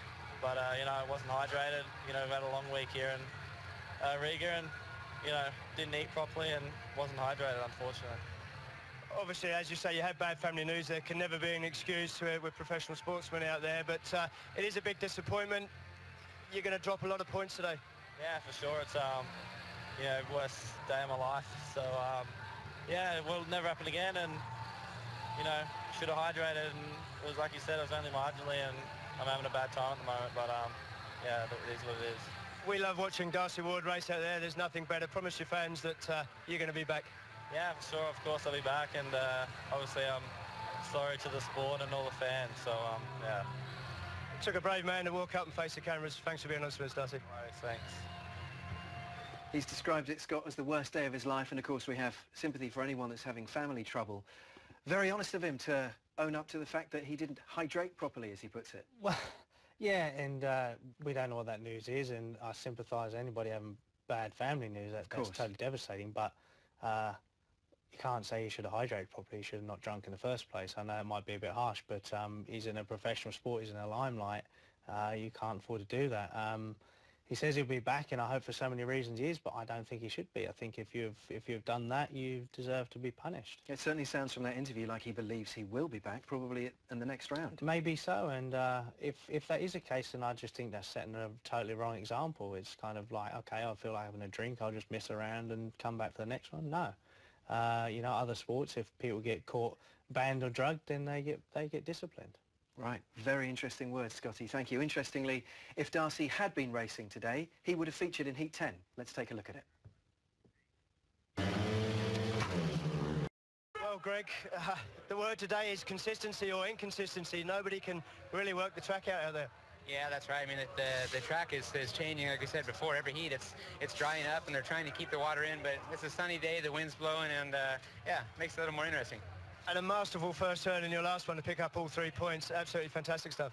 Oh, thanks. I just, yeah, you know, sometimes plan B, you got to make it happen fast, and it worked that time. So I'd rather go with plan A, though. Do you think track conditions will settle down now? Will we see an inside line perhaps coming to work better? It feels like it's going that way. Sooner or later, that dirt's getting pretty far out now, and they're doing a good job to keep it back down. But I think by the end of the night, we're going to be chasing the curb again. Thanks, Greg. Thank you.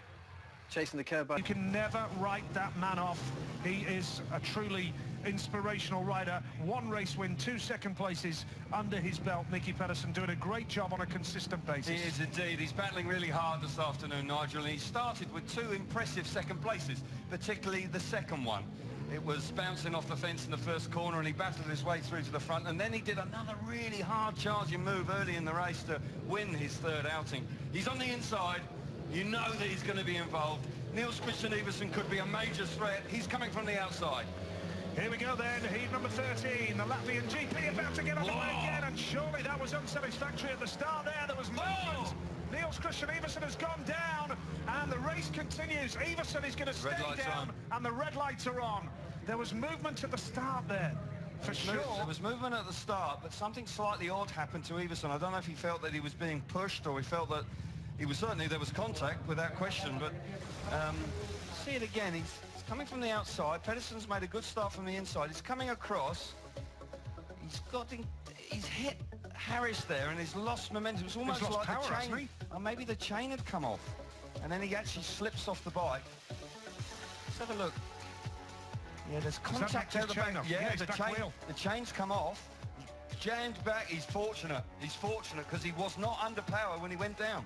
Well, all 4 riders back is the verdict. I'd like to see an angle across the grid. He's coming across 4 riders. Yeah, absolutely. Because there was movement before the tapes went up. But that's the key thing there. When that contact with the back of the bike, you can see he hasn't got power. The bike's stopping with the back wheel locked. Boys are actually pushing the bike off the track as we speak. I can see it right in front of the commentary position here. And the bike is actually solid. They're actually having to push it down the track. And you can see that the bike's there. You can see the back tyre, back wheel is locked. So I think Iversen maybe that's a long way back to the pits for those boys pushing that bike. They've already run out of steam. Yeah, they've had to have a breather now already. There you go. Get one of the rakes. Get one of the rakes from the track staff. That helps, doesn't it? That's very awkward. Yeah, the rake actually is a good shout. No, a little bit fortunate. You can't beat good old-fashioned track rakes to get a bike off when the back wheel's locked. Track graders out there, get them the rakers. Used to see them standing on the inside of the tracks, didn't you, all the time? But Iversen, a little bit unfortunate, didn't get the start he wanted, didn't get the drop, wasn't able to get across. Heavy contact with Harris, who was no malicious intent there from him. You know what? Ty Woffenden's mechanic Jacko is now helping get the bike off the track. They're all mucking in together here. Saw it there. There was quite a tough compact there with Harris as he came across, but he wasn't far enough in front. That was the problem for Iversen. And he comes across here. He's hoping he can get over the top of Harris, but he isn't quite there. The contact, the chain off. I tell you what, Jonsson does remarkably well not to just absolutely clean him up.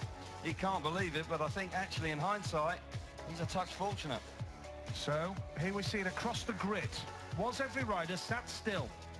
Oh, difficult to see with the head on. It's when you see from the side angle, it's better. But because the Gardel, the referee's made his decision, they're all going to get a second chance. Yep, simple decision, all 4 riders back. But the wait now is for how long it will take for Niels Christian Iversen's machine to be ready. Well, they'll have to make a decision whether they can repair that bike and get it back out on track, or he'll have to go with a spare bike. The rear chain is completely locked in there, and chain may well be damaged as well, and it might be a bit tricky to actually run that chain, particularly if it's twisted it. Yeah, they're going to have to change the rear chain as well. So is there time for that to happen? Well, Tony Olsen's the man in control of this. He will give them a little bit of extra time because there was that problem. But it's risky on such a fast track. If the chain is twisted and damaged, there you see Tony Olsen just inquiring exactly how long they're going to take, and he will monitor this and give him every chance. Do you know what I like about this? We've just seen one of Greg Hancock's pit crew having a look there as well. We saw one of Ty Wooffinen's pit crew, Jacko, helping out, get the bike off the track. Bit of camaraderie amongst the mechanics and the team helpers there to help each other almost. Yes, it is, and that's a great sign. You can see the spirit in the camp. Furious work. He doesn't want to change bikes. Clearly, he's not happy. He wants to stay on that one. He may be forced. If he runs out of time, he may be forced to go on the spare bike here. Tony Olsen, it'll be interesting to see how generous he is with the time, but they're having to work very hard. Well, Tony Olsen is putting the pressure on them here. Make a decision, boys. Go with this or go with a spare bike. Really, that looks like he ought to jump on the spare bike. Yeah. Yeah. I know if you were a race director, you'd just say, get on with it. Wouldn't you? Get on the other bike. No, I'd give them all the time in the world, Nigel. You know that. And I'd be saying, don't panic, boys. You've got all the time. But you can see he's having problems with the chain there. Thanks, mate. Yeah. But it's the spare bike for Everson. I think that's the only option. AJ watching on. Niels, who has those 5 points to his name, but he's third in the world right now, Niels Christian Everson, and with no Darcy Ward today, real opportunity to kick on. Yes, he should be able to really secure that third spot and maybe just be able to start putting pressure on the top two. He'll be desperate to do that, and this is a race where he needs to keep building. 94 points each for Woofinden and Hancock. Woofinden, though, a little bit out of sorts here this afternoon. He'll be looking to improve in his next two rides. He's only got 4 points from his first three. Everson 79. Nicky Pedersen now moving up into fourth place. So Pedersen is charging hard and getting himself right back into the thick of things. Certainly is. And Andreas Johnson and his pit crew as well hard at work. Yeah, it's quite sure what was going on with Andreas Johnson. We know with Everson now the decision is made. Second bike. Got to go with that one. He'll be hoping that that one runs as good as the first one. Not ideal this, but he should know the equipment pretty well. They bring pretty much the same type of equipment to each Grand Prix, so it's just choosing after practice generally which one they want to start on. Of course, today no practice, straight into the thick of the action. And all the time now, the track is baking under the hot sun this afternoon here in Daugavpils. The 2 minutes time allowance is now on. I think Tony Olsen, to be fair to him, I think he gave them enough time there, didn't he, Colin, to make that decision? You know, we saw the pictures there. They were struggling with the chain. It didn't look like it was going to be an easy fix, and it's really the right decision has been made. It'd be silly to go out on a bike where the chain could fall off and then cost you any opportunity. So, yeah, he's on a bike that's well prepared. Nothing wrong with it. Fingers crossed it goes as good as the first one. So in number 13 it is then, the restart coming up here at the rear two move back FIM Latvian Speedway Grand Prix. And an afternoon where there's been points dropped by every single rider. Greg Hancock, the only man so far to have a couple of race wins under his belt. 7 points out of a possible 9 for Hancock. Beaten by Woofinden. Heat 13 coming up now, and still 1 or 2 last-minute pieces of work needed. Yeah, the chain just seconds off, and they just check to make sure that's okay. And you've got to be patient. Pedersen there is enjoying a good afternoon. Just having a look at the clutch. I think they may have just adjusted the clutch a little bit just to get the right feel for him, but now we should be back to tapes. We are indeed, with Nicky Pedersen off the inside, Chris Harris going off gate number 2 in blue, Andreas Johnson gate 3 in white, and off the outside Niels Christian Everson. So big opportunity for Everson today with no Darcy Ward. Can he get some more points on the board? He'll be desperate in his last 2 rides to kick on and get a place in the semi-finals and extend his interest in the Latvian Speedway Grand Prix. Nicky Pedersen's pit crew were watching on there. Quite a vast array of people in Nicky Pedersen's pits. He's got an entourage now. Yeah. He's got about 7 people here with him, so it's quite an amazing effort from them, but it's working here this afternoon. Can he build on those 7 points? He's got gate 1. Here we go. Heat number 13. Second time of asking here in Latvia. Takes rise, and it's a clean getaway from Nicky Pedersen off the inside gate. That is as smooth as you like. Harris second, but Everson now coming around, and they're all bunched up down the back straight, but Everson just gets the drop into second place. Chris Harris of Great Britain is third. Andreas Johnson is at the back right now, but Nicky Pedersen is kicking on and looking absolutely smooth as you like? Fabulous start from Pedersen from the inside there. Niels Christian Iversen on the spare bike hustled his way into second place, and he's now killed the momentum of Harris, who's dropped away. There's a little bit of a comfort zone, but Iversen now is looking like he's charging at Pedersen.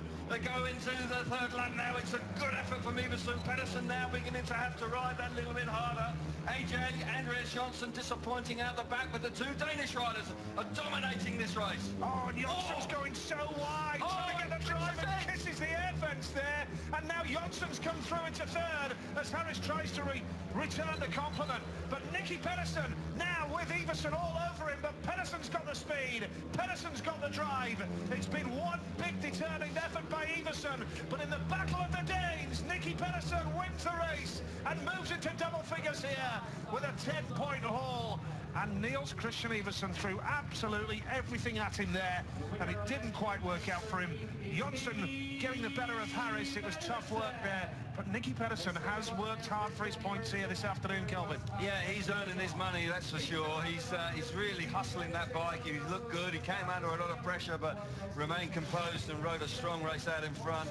He's now got 2 race wins and moves on to 10 points. Good stuff. He's in the semis. Yeah, Pedersen, Iversen, Jonsson and Harris. That's second place for Iversen, by the way. Puts him on to 7. He can almost feel the semi-finals now. 7 may well be enough. Could be, couldn't it, today? It's with all the yo-yoing with the inconsistency. Good ride there. Harris again, mechanical issues, disappointment. So disappointing after riding so well early on when he won that race. It just hasn't worked out for him in the subsequent races. That man, though, 2 second places, 2 wins. And this is why he makes an absolutely perfect start. Bike brilliant to the first corner. He is comfortably in front as they hit the first turn. Allows the bike to get to the middle of the first turn. Here you see Iversen now hustling around the outside of Chris Harris to get the better of the Brit to get into second place. Got to say, Iversen then rides really strongly in second place as it puts Nicky Pedersen under a lot of pressure. Look at this move from Niels Christian Iversen, really running hard into there, and he clips the bottom of the air fence late on in the race. Look at that. That really was a brave move from Iversen. Just straightening up there. Me. That was goodness me indeed. Absolutely spot on. But Pedersen hangs on out in front. 3-time world champion means business here this afternoon. 10 points from 4 rides. Great performance from Nicky Pedersen. Niels Christian Iversen knows that he's looking good for a place in the semi-finals here in Latvia. The riders are at tapes for heat 14, including Greg Hancock, who has been magnificent so far. Jari Campbell is in the mix as well here. Well, Hampel's been desperately disappointing in his last 2 outings. He won 1 race earlier on, but since then it's been awful from Hampel. Greg Hancock off the inside with Jari Campbell off 2, Kenneth Bier going off gate number 3. And Chris Holder going off the outside in yellow here. He needs points as well. It's a big lineup, this one. Can Hancock make it work? You have to fancy him from gate 1 here, Kelv. Yeah, when you consider how well Nicky Pedersen made the start, and you know Hancock's trapping like out of the top draw every time. So yes, Hancock is favourite, but you know, it's an unpredictable afternoon of Speedway, and Holder was very impressive just a few heats earlier. Hancock looks smooth and controlled, and he is away from the start. That is just brilliant. And now Hancock with that lead. Coming through is Bier in white now. Kenneth Bier holding second spot, but surely you're not going to pass Greg Hancock. Third place here in yellow right now is Chris Holder, and Jari Campbell's trying everything, but Hancock, who has appeared in every single GP in the history of the tournament, is here and is looking good, and he's kicking on, and he's going to lead the World Championship by 3 points over Ty Wolfenden now. Yeah, well, he's in fine form here this afternoon. Once again, a textbook start from the inside, the American making it work. There's a terrific tussle for third place between Hampel and Holder. You wouldn't have expected that. You would have expected those 2 big hitters to be an awful lot closer to the front, but Hancock absolutely demoralising the opposition here. He's out in front. He looks fantastic on the motorbike. Bier doing a good ride in second place. Holder just hanging on to third. Greg Hancock with the race under control and kicking on magnificently now. It's going to be 3 race wins in 4 outings for the Californian superstar. Greg Hancock on his way through to the semi-finals, no problem at all. The Stars and Stripes flags are flying high on the home straight, and Greg Hancock simply superb, with Pierre in second. Third place, Chris Holder, who's still got some work to do in his last outing now. He has. And Jarek Hampel's misery continues. Yeah, awful day for Jarek Hampel. Last 3 races, he's failed to score. But a lot of people criticise, or certain people criticise Greg Hancock for just being a starter and just hitting the front. But he won't worry about that, I'll tell you, because if he wins the World Championship this year, he'll be delighted. Greg Hancock is the model professional. He is everything that a Speedway rider should be about. Handles himself superbly on and off the track. And top man. He's just absolutely, well, you run out of things to say about the guy. Yeah, he's a top man. He's the real deal. Fantastic out of the start that time, and just having a chat with the crew.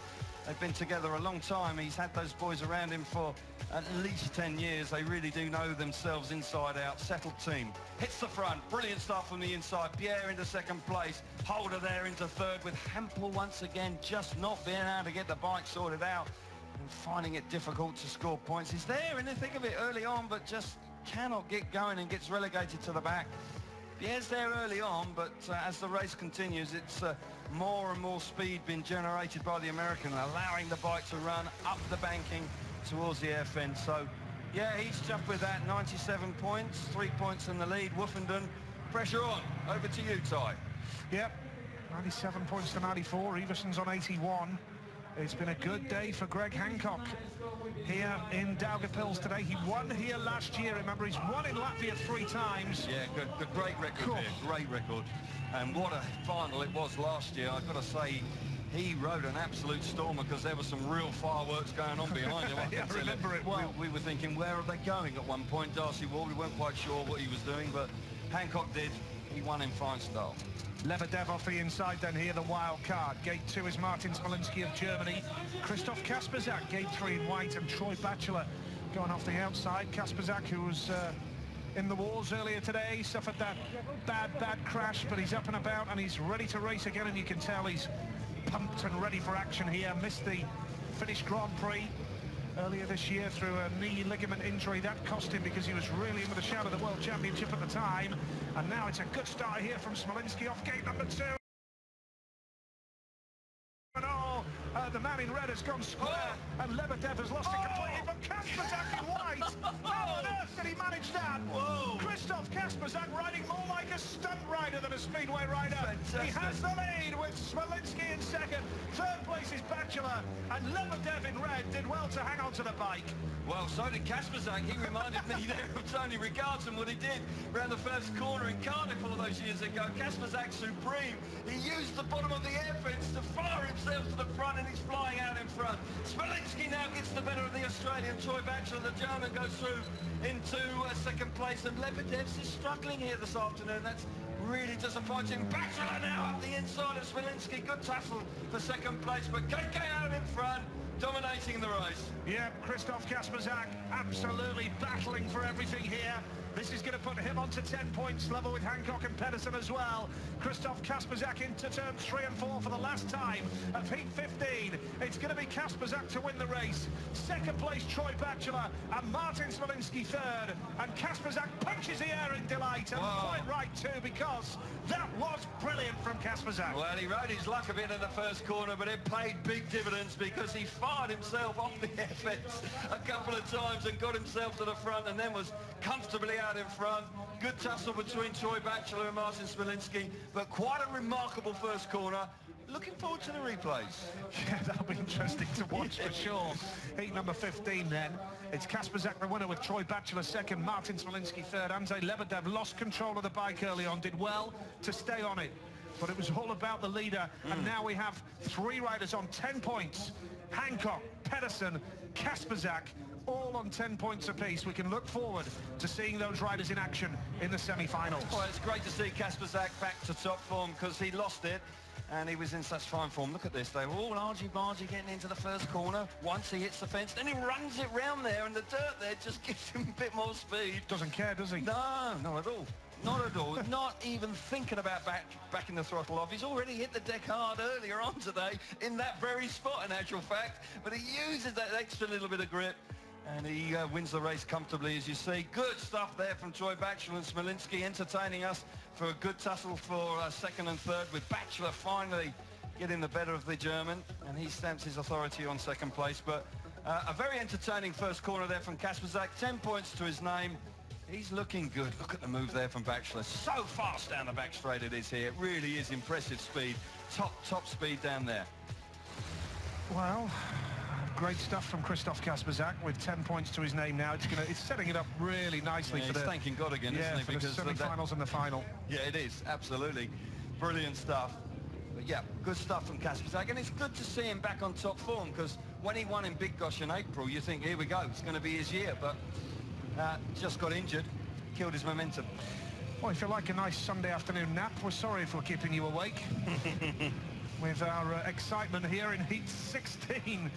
But it really is spectacular at times, and now a lot of the focus will be on gate number 2. Lindgren's off the inside, done a good job so far today. Woffenden with work to do. He's got 2 races left, needs to get into the semi-finals. Zagar off gate 3 with work to do as well. And Podzuks going off the outside in yellow. Everson watching on from the pits area. This is Heat 16 and a big race for the man in blue off gate 2. Spare bike, hasn't ridden this engine for some period of time. He'll be keeping his fingers crossed that it works out. He'll be looking to get that real charge to the first corner, but I'd say that Lindgren's looked pretty useful here this afternoon, so he could be a danger man on the inside. And Woffenden has not made the start at all. And what about that from Podzuks off the outside gate? Podzuks. Now Woffenden's going to try the inside, but Lindgren's there as well. Zagar coming through in white too. And the world champion has been left standing at the start and trailing at the back. Zagar inside. What a move from the Slovenian. And Woffenden's come through into third. Good move from Maciej Zagar. He had a lot of momentum going down the back straight, and he worked perfectly to slip up the inside of Podzuks. Podzuks early on had the Latvians on their feet. Still a good effort here from Podzuks. If he can hang on, he's having a really good run. He could well make the semi-finals. Zagar needed this. He needed to hit the front, and so he's done that. But gotta say, disappointment for Woffenden. This is good news for Greg Hancock in the context of the World Championship, no question about that. But this race belongs to Zagar. He's looking good out in front. Yeah, great Speedway again early on, and now Lindgren is charging hard after Woffenden. Woffenden needs the points here, because he still needs points in his last ride if he's to get into the semi-finals, but quite clearly the setup's not right there. Ty Woffenden was left standing at the start, but what about Zagar? That's a big win for the man in white. He's up to 7 points. And what about Podzuks as well? He moves up to 8 points with that second spot there. He can look forward to a place in the semi-finals. Podzuks, what a performance from him. Ty Woffenden third, Freddie Lindgren at the back, but the home fans, Kelvin, are absolutely jubilant. Well, when he hit the front coming off the first corner, the Latvians just in front of the commentary position here were on their feet, cheering and really getting behind their man. It was a good ride from Zagar. He's put himself right amongst the points and looks like he's going to make the top 8. But Podzuks, an absolute star-studded performance from the local man. Great stuff. He's ridden great, hasn't he? Podzuks, it's Hancock, Pedersen, Kasperzak now. 3 riders on 10 points. Back in the Grand Prix, and what a tough one to come back in. Yeah, it is. Happy to be back and scoring a few points, but the track today requires a lot of confidence and a lot of big moves. You got to be on the fence, and I'm not going to lie about it. I'm not planning on being out there too wide, but you know, I'm going to race every point, but I'm not going to be pushing it too much, I don't think. Yeah, we've seen it from, I think, Jonsson, Everson, Pedersen, Zagar. So many guys running up the fence. It's pretty unusual. I mean, it shows the commitment from everybody today. Yeah, for sure. It's such a quick track too, and there's not a lot of dirt when you come in, so when you come in and choose your line, it's you got to know where you're going, because you can end up in the fence. But it's going not too bad. The track's the same for everyone, so just make some good starts and don't have to run them lines. So big and fast and wide, that's the thing. It's very difficult to cover anybody trying to make a move on you. Yeah, when you're not fast, you definitely know you're not real quick. So, yeah, you make the start, you can ride where you want and make the guys go around you if they can. Thanks, Chris. No worries. I think it's completely fair enough for him to say, I'm not going to be riding too wide after the injuries that he's been plagued with recently. Oh, God, yeah. I mean, he had horrendous injuries last season, came back unbelievably quick. I didn't expect him to be back ready for this season. And then, again, missed the last 2 rounds through a nasty wrist injury. Yeah, so the track it's a full commitment track, and you have to be close to the air fence, and as exciting as it is for us to sit back and watching it, you have to be committed. Presumably his rivals, hearing him say, yeah, I'm not going to be pushing it too hard, will be like, great, that's all right then. Yeah, well, they won't hear that, and they'll they kind of know. You can tell by body language when a rider's not feeling 100%, and you know, they'll respect that. I mean, Chris is a highly respected guy, and he's out there to enjoy the event and pick up as many points as he can. I mean, he's still in the chase. Too right. Well, let's hear from another Australian. Here's Troy Batchelor. 10 points adrift coming in tonight from the top 8, but putting in a pretty good performance tonight. Still need points from your last one. Yeah, trying hard out there, and had a couple of all right races, but could do with a race win out there. Gate 1 and Heat 20, how do you think Gate 1's going to perform for you? I just had Gate 4 then, and it seems to have gone off a little bit because everyone keeps riding over the top of it and taking that away. So I think Gate 1's the one to have for the last race. The Grand Prix series is tough tonight in particular. It's a tough racetrack for you guys out there, presenting many lines. How much are you learning in this series? Just developing myself. You know, obviously I've had some good GPs and learned from them, had some really bad ones and also learned from them. So just every time I race, every time I turn up at a new GP, I'm always learning and looking to better myself. So, you know, it's not as easy as it looks on TV sometimes, and always put in the effort that I need, and it's got to pay off sooner or later. I'm sure it will, Troy. Thank you. Thank you. I like Troy, Scott. We've seen him do phenomenal things. For example, the going almost through the cards, 6 races unbeaten, and he was at Copenhagen. And then he turned up at Cardiff and didn't turn up. No, that's it. That has been the one meeting where he turned up, and he was in sensational form. And then before that and after that, it's kind of just been very under par for his ability. But it's his first year in a series, and he's just openly said there, it's not as easy as it looks. And I've been there, and it's tough, really tough. And I think it's been an eye-opener for him. I think his confidence took a bit of battering because mentally it just does drain you. But he's mixing up tonight, and yeah, I think Gate 1, you know, race win, could see him in the semi-final. Looking at the points, Scott, it doesn't look respectfully like he's got much of a shout at being in the top 8. Do you think he'll be offered a wild card? Maybe so. I mean, that's the key thing for these boys at the bottom end of the field, is if they want to have another crack at it next year, it's about putting in as solid performance as you can for the rest of the season, showing good spirit and going out there and putting on a show. No, his chances of automatic qualification are very slim, but who knows? Okay, thank you, Scott. Well, all the riders have one more turn around this track, then of course it's the semi-finals. So let's rejoin our commentary team.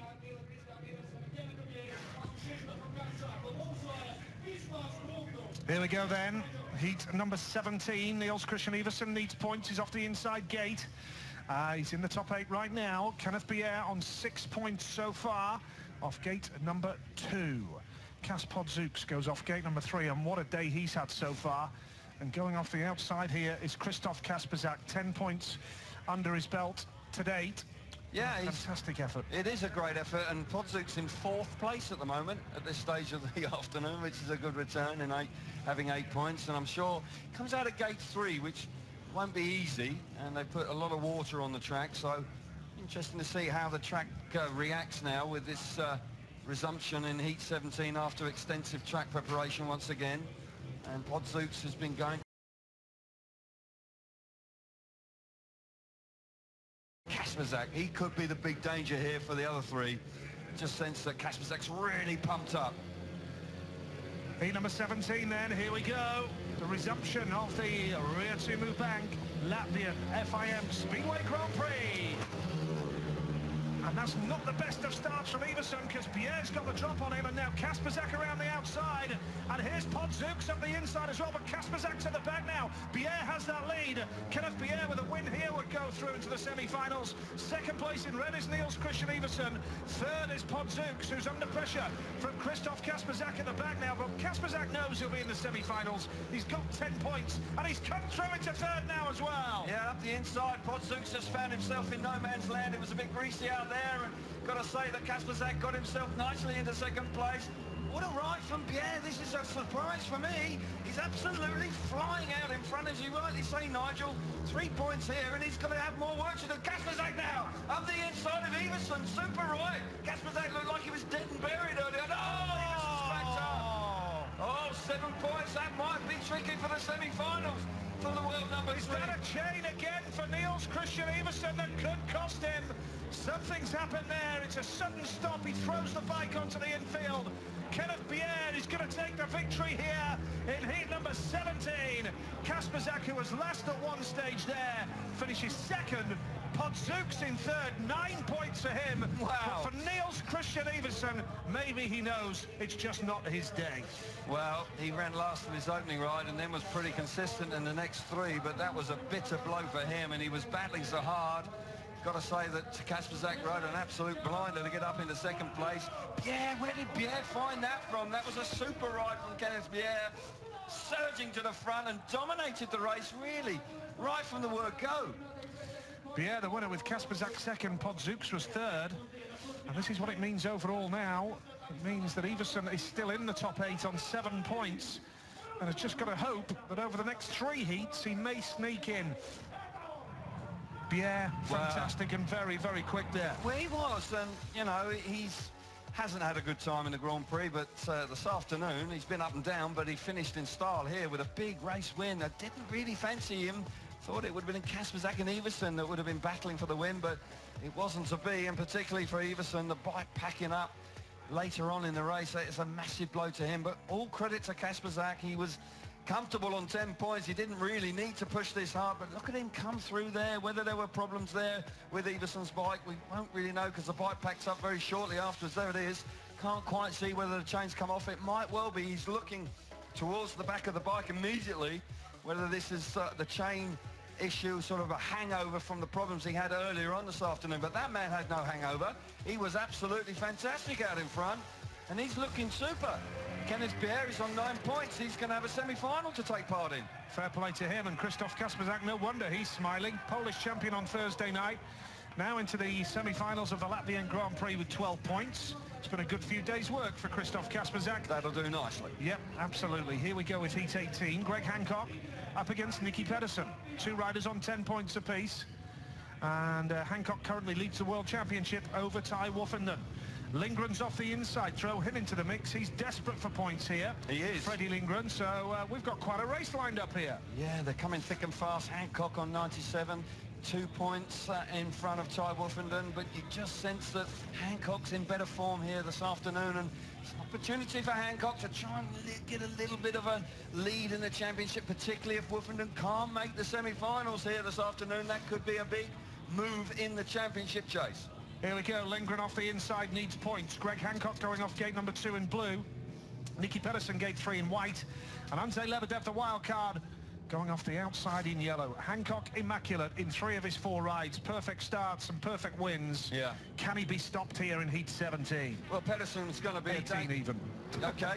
Yeah. All right, 18, and here we go. Nicky Pedersen, gate 3. Hasn't been great, but he's in good form. And Lindgren, desperately disappointing last time. Here we go, heat number 18, Lindgren's made a good start. Hancock now is going to go high and wide, and Pedersen switches up the inside. Oh, and this is a great ride from Nicky Pedersen to go around Lebedev. Hancock goes up the inside as well. Lindgren's at the back. Hancock holding second spot. Lebedev, though, comes around him. What a move from Lebedev. The lead is with Nicky Pedersen. Lebedev second, Greg Hancock third, and Freddie Lindgren is struggling at the back. Well, that was a really fast first corner. Look at Hancock, rather. He's up the inside of the wildcard Lebedev. Brilliant ride from Greg Hancock, desperately trying to chase down Pedersen. Pedersen's having a really good afternoon here. He's looking good. He started with 2 second places, but he's battled hard for those. And I'll tell you what, he's looking like he's going to have 3 wins on the spin here. This is a good effort from Nicky Pedersen. Terrific out in front. Hancock, the championship leader, battling awfully hard. Every point vital now. Yeah, we're into the last lap of heat number 18, and Nicky Pedersen, 3 times world champion, has the lead over Greg Hancock, twice world champion. 5 world titles between them at the front of this race now. Freddie Lindgren's frustration continues here in Latvia. He's not going to make the semi-finals, but it's a great ride from the man in white, Nicky Pedersen, ahead of Greg Hancock. Third was Andrzej Lebedev there. That was a great race between Hancock and Lebedev, you know. Yeah, it was great really to good. See. Really battled hard, but Nicky Pedersen's coming up with the goods here this afternoon, without question.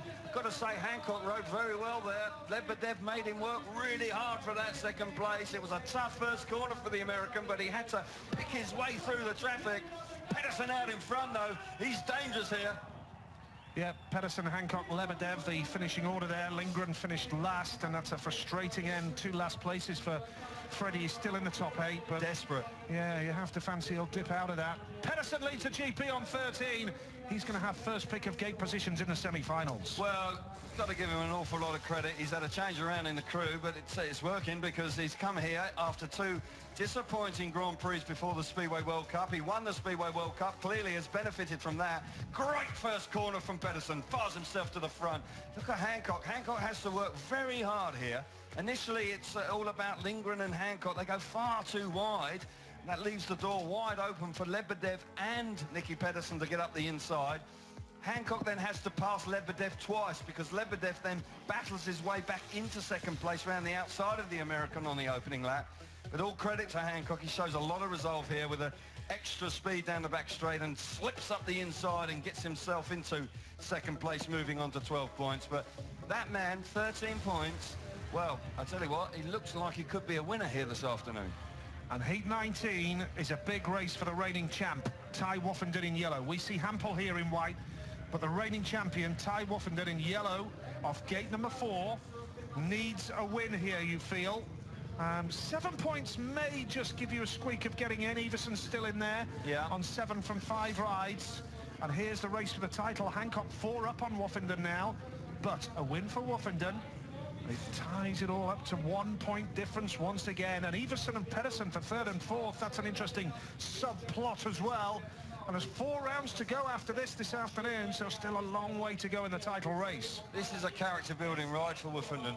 This is a sort of ride. He's not enjoying the best of Grand Prix, but he's got to try and somehow scrap for every point. If he could manage to win this and just keep it tight at the top of the title chase, that will be job done here, I tell you. Smolinski off the inside, Harris off 2, Hampel off 3, Woffenden off the outside. None of these 4 riders have had the best of Grand Prix here today in Daugavpils as the afternoon sunshine beams down here in Latvia. 2 hours time difference to the UK, has to be said. We have a lot of viewers in the UK, of course, of our world feed coverage. It's 5:15 in the afternoon here in Latvia this afternoon, and now it's a big moment for Woffenden off the outside gate. Can he get there? It's a good start from Smolinski off the inside gate. Now Woffenden is going to go wide. He's going to have to rely on the drive around the outside here. He's clawing the gap back here and goes on the inside. What a move that is from Ty Woffenden. But watch out for Smolinski, who's coming back for more now. Woffenden, though, has the lead. And what a moment that was from the reigning champion. Smolinski is 2nd, Hampel 3rd. Harris has pulled up at the back. But Woffenden knew he had to do it. He calculated his move, and it's paid dividends. Great move from the world champion. He didn't make the start because Smolinski was fast, but now he's got himself to the front.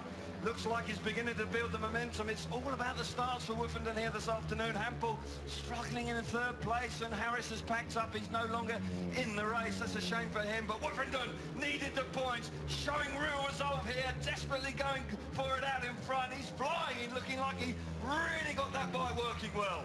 Yeah, he's going so close towards the safety fence, and he's half a length of straight clear now. Fast. He is absolutely flying, and he will fancy his chances of kicking on from here now. That is a real ride. You said it was a test of character, Kelvin. The champion has proved he's got the character.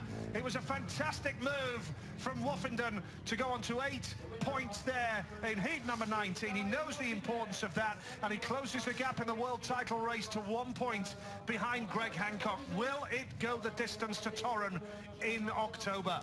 Could very well do, but that was a great ride from Woffenden. He didn't make a great start, but super move down the back straight to get the better of Martin Smolinski, and once he hit the front, you could just sense he was beginning to relax on the motorbike, running wider and wider, using the momentum right out by the air fence, and the world champion looked very impressive. Heat 19, he does the business.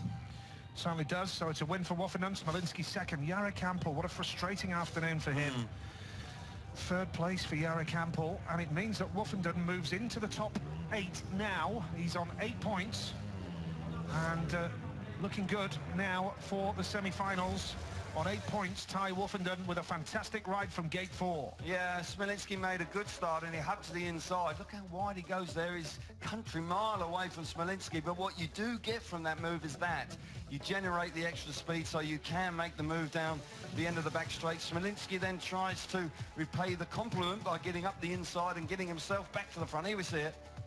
Just swooping off that first corner, then slips up the inside and gets himself to the front, and that's where he stays. And once he settles in front, you could just see the body language on the bike. He was a lot more relaxed, and he was using the speed and the momentum, kicking off the outside and just pulling further and further away. And I'm sure Ty will be really pleased with not only the fact that he won the race, but in the manner he did it.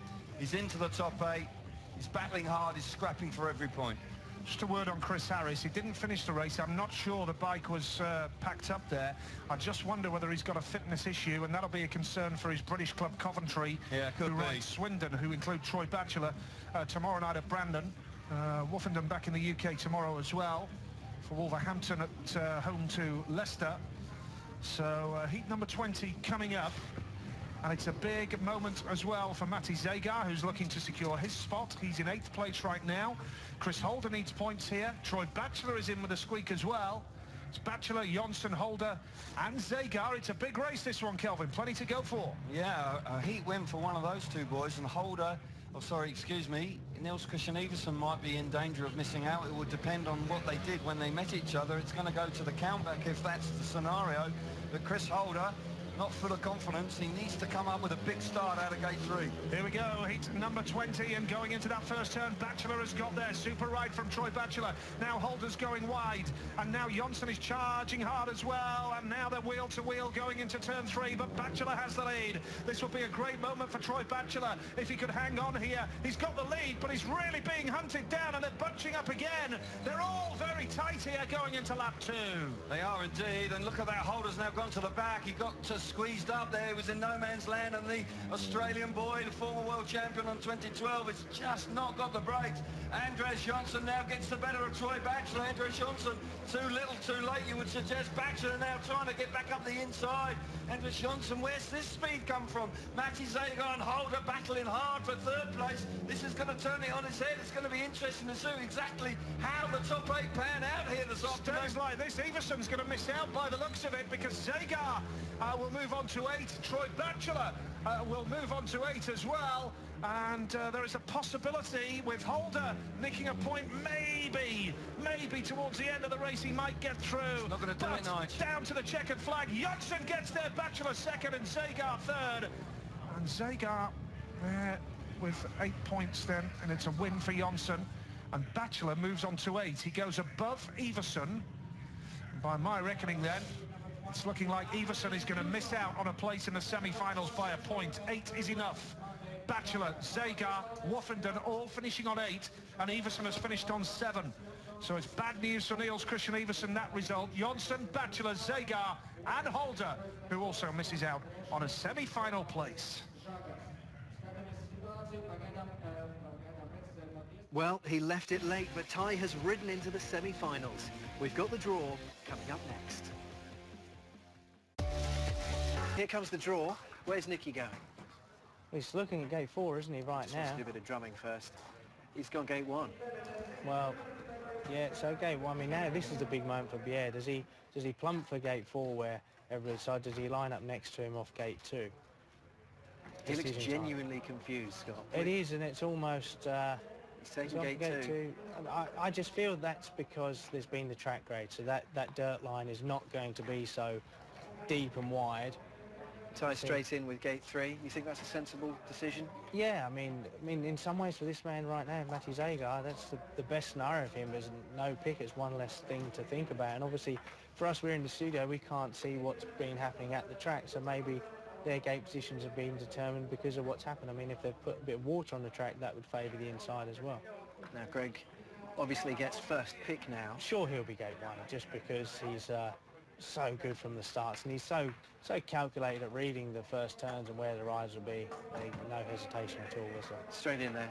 No pantomime with Greg. Exactly. Now it's Kasperjak. Does he follow suit of what the other guys did, or does he break the position? I mean, the viewers at home might think, come on, it's just a gate position, but it really is, and it can He's really... gone with the same as Ty there. Yeah, he has, and that's second choice now. He's sandwiched in the middle. I mean, gate 3, you can have a lot of options. You've got the cutback or you can swoop, but it's a bold move to make when you have second choice. And Troy, of course, will be absolutely chuffed to have got through to the semis now. Yeah, big day for him. You know, he's had, like I said, he's had one blinding performance in Copenhagen, but been off the radar, everyone. But there you can see, confirmed the lineup for semi 2. Who do you fancy to make it through to the final then, Scott? I love to put you on the spot. You do. I mean, from the second semi there, you can't go against Greg, and I think Kasper Jack will probably pull it through there. And, you know, in the first one, Ty's got to be there. I think. You think so? I think he's shown enough so far today. I think so. He looked strong in the other ones. He finished off with a good race win, so he has to feel confident, and he can see that he's in the title chase, isn't he? Do you think he maybe had a couple of mechanical issues early on? Because there were a couple of moments where he didn't look that quick. And yet, as we just saw from Heat 19, he's clearly got the pace in there somewhere. It's a combination of possible bike setup, but also we've seen so many riders win a race and then come last. And so sometimes it's not bike setup, it's just the conditions, and can be difficult to pass. He's got a little bit of semi-fence sitting, but I still enjoyed what you did there. Just perched. 2 great-looking semi-finals coming up, so do join us as we head across to our commentary team.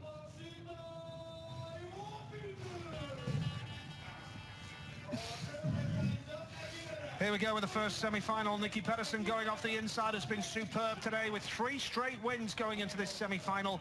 Kenneth Pierre off gate number 2 in blue. Ty Woffenden, who's scraped through with 8 points. He's off gate 3. And Mate Zegar from the outside in yellow. Here we go, heat number 21, the first semi-final. First semi-final. A couple of riders here had to work really hard to get through to this point.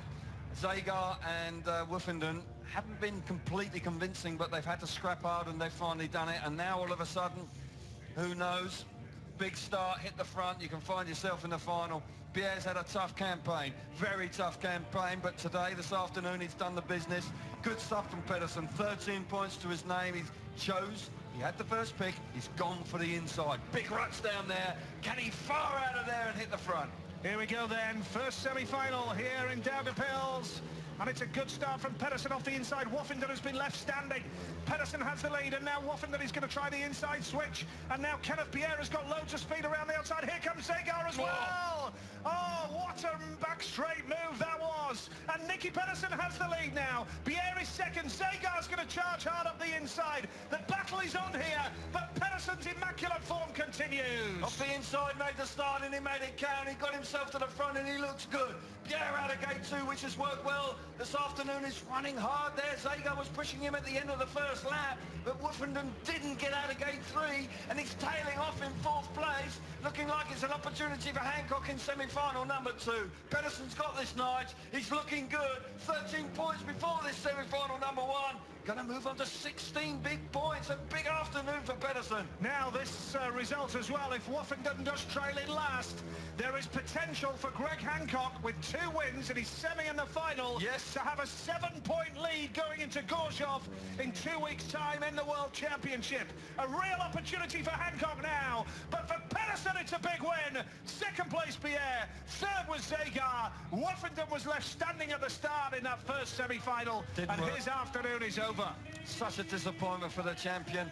Not sure he took the right gate there. He struggled, to be fair to him, he has struggled out of all gates here this afternoon. He just hasn't been quite on it as he would have liked, but Nicky Pedersen has. The man has been electric. After 2 solid 2nd places in his opening 2 rides, he is unbeaten in the next 4. That's a fantastic performance from him. He is in tip-top form. He is the man to beat. Stamps his authority in 3rd place in the World Championship as well, with a big, firm left foot and steel shoe.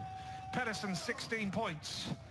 He is the clear leader, but as I say, with Woffenden trailing in last, there is an opportunity for Hancock with 2 wins to have a 7-point lead going into Gorzhov in a fortnight. Yeah, tense times here for Woffenden.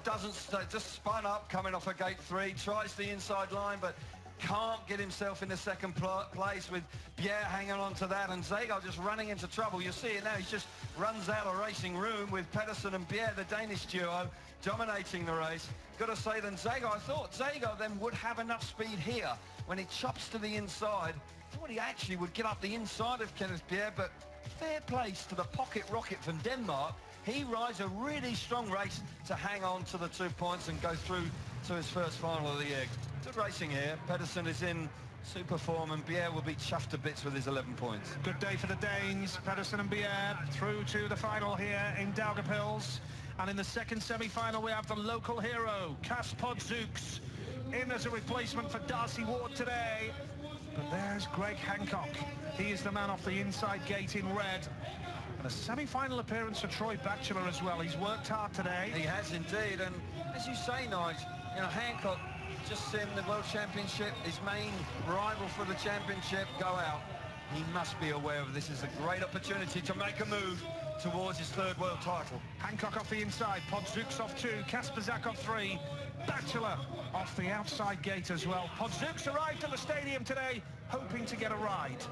He's preparing for his 6th of the afternoon. Yeah, he's having to work a little bit harder than he thought, isn't he? You know, but I'll tell you what, he won't be disappointed to be having to work hard. He's enjoyed himself. I'm sure he's absolutely delighted to be in the semi-final. I know that the home crowd are. They'll be absolutely overjoyed if he can make the final. Lebedev got very close last year. Can Podzuks, in the second semi-final here, make the final in front of the Daugavpils home public? Brilliant opportunity for the Latvian. Well, they do get behind their riders here. It went wild when Lebedev got through last year as wild card. And here today, Podzuks, an unexpected call-up. Here we go. Second semi-final. Hancock leads the world title and his nearest rival won't appear in the final, but Hancock is immaculate from the inside gate. What a start. Podzuks is second now. Podzuks charging, but look out for Kasperzak. Is there any room there? What? Yes, there is, just about. He does just about squeeze around the outside of Podzuks. I thought for a moment Podzuks might slam the door shut, but Kasperzak was brave and got himself into second place. Masterclass once again from Hancock out in front. Now Batchelor getting in on the act. Podzuks been relegated to the back. That's a shame for him, but Hancock out in front. Terrific once again away from the inside. Yeah, Greg Hancock, a Sunday afternoon stroll here in Daugavpils, making it look so easy. And now Podzuks to the back, coming back for more. Into third place. He's going to try and hunt down Kasperzak. Podzuks is going wide. He's going to try the switch up the inside now. The crowd are going wild here. Hancock with the lead. Kasperzak second, but Kasperzak has got Podzuks all over him. He's going to try the inside switch. You do feel that Kasperzak has got just enough speed, though, and the experience and the knowledge should hold on. Hancock's in the final, and so is Kasperzak. But what an effort from Podzuks. Yeah, you've got to tip your hat to him. He didn't throw the towel. He was relegated to the back midway through the race, but got the better of Batchelor and then momentarily had all sorts of pressure on the back of Kasperzak. Hancock supreme. The championship, all of a sudden, he's making his move here. We're Woofenden missing out on the final. 4 clear. Super ride from Hancock out in front, and Kasperzak having to work hard. There's some big riders in the final, Nigel. Kasperzak, Pedersen and Hancock. Tough race to call. Wow. And Kenneth Bier's quick as well. Hancock, Kasperzak, Podzuks and Batchelor. And going into the final here in Latvia, there's no Ty Woofenden, and Greg Hancock leads the World Championship by 4 points. So Greg Hancock still very much the man to beat. It's Pedersen, Bier, Kasperzak and Hancock in the final next. Tough night's racing, and you've seen the lead now disappear. 4 points behind Greg as he goes into the final. Yeah, 4 points is nothing, you know. He's probably going to score a few more here, but everyone knows it's going to happen. It's what racing in a championship's all about. So we'll go home from here, recoup, and come back stronger. It's been such a tough night, hasn't it? I mean, the racing has been exceptional. It's such a fast track, and the racing line's so near to the fence. Yeah, you know, you've got to have like the perfect setup, and it looks like Greg and Nicky have got that at the moment. So yeah, it's just part of racing, mate, and struggled a bit today, but I'll come back twice as strong next time. Well done. Thanks for talking to us. Yeah. Ty promising to deliver twice the performance next time, Scott, and he needs the points, doesn't he, to be fair? Yes, he does. I mean, it's this man has really capitalised on. Oh, here's the final. Nicky Pedersen. Here we go. Well, gate one. Gate one. No 2 surprises there. It's Greg Hancock. Does he line up next to him? Track grade and everything. He does. And he has a chance. I'm sure he's got a 4-point lead now. He's got a big chance to pull a few more before we head to Gorgeoff. Kasperzak went off gate 3 last time out and had success there. Obviously taking a bit of time to contemplate. He's taking it again. Yeah, and the man here, look, said he was just trying to enjoy the event, taking his stride, and what a night he's had. He's made the final. He is enjoying himself, isn't he, to be fair, and it's good to see that. You Definitely. know, I suppose at this level for him, there's no real pressure now. Exactly. Pressure's off, and we can see the final line up there with Nicky Pedersen on the inside. But Kenneth Bier, no pressure, and he can just anything he gains from here is just going to be a massive bonus. Can he deliver a surprise, Scott? Can we see him on the top step, or are you retaining your status of Greg is the man to beat, which I think is probably accurate? I think Greg is the man to beat, but I'm going to jump back on my perch again, is that Nicky Pedersen's line off gate 1, that's going to be very, very tough to overhaul. I mean, Nicky has looked incredible this evening. Well, today. I keep saying even it's bizarre. Today. No, he has, and, you know, that's why we've seen him pull himself up into 3rd in the championship. He's just been a man on a mission tonight and looked very, very well. Let's take a look at the first of the semi-finals, Scott, and just talk us through. Well, it is Nicky Pedersen here on the inside. I mean, look at the start. He's a bike made clear, sensible first turn, doesn't drift too wide. Matty Zagar goes out in the yellow searching for that dirt to get the momentum, but Can't find it, did he? No, well, they've done the track grade, so the dirt line wasn't there. Kenneth Bier here, I mean, he was under massive pressure from Zagar in the yellow, but he rode a sensible race, and Ty Woofenden, the surprise, I really thought Ty was going to pull something out of the bag and make the final. He was mentioning that he didn't have the right setup. He was sort of saying for this track in the interview we just heard, the perfect setup has clearly been found by the old heads, the old guard. Yeah. But not. I'm going to assume you're backing Mr. Hancock again. Obviously established that Nicky's looking very fast, but you think this remains Greg's event? I think it is. I'd like to see Greg win just because he's just such a class act, but you know, I think the top 3 will be, you know, it's going to be an opportunity here for Greg to if he does pull his win lead it, out. Scott, then he will have 7-point lead over Ty. Is that something that Ty should be nervous about? No, I think if he can deal with it in different ways, I think that would spur Ty on. I think that's the way he has to look at it. 7 points, it's easy to lose 7, but it's very easy to gain 7 points back. Okay, thank you, Scott. You often say that it's better to chase than be chased, so maybe Ty will relish exactly. You can apply the pressure to the guy in front of you. All right. Well, I think Greg's the kind of guy that would quite enjoy the pressure. Exactly. So who's going to win tonight then? Throwing Today. It back at you. Yeah. We're both doing it. I haven't had my Sunday dinner yet. Well, I personally feel that Kasperzak has looked amazing, so it'll be interesting to see how he gets on as well. Anyway, let's rejoin our commentary team. They know much more about it than I do. It's Nigel and Kelvin.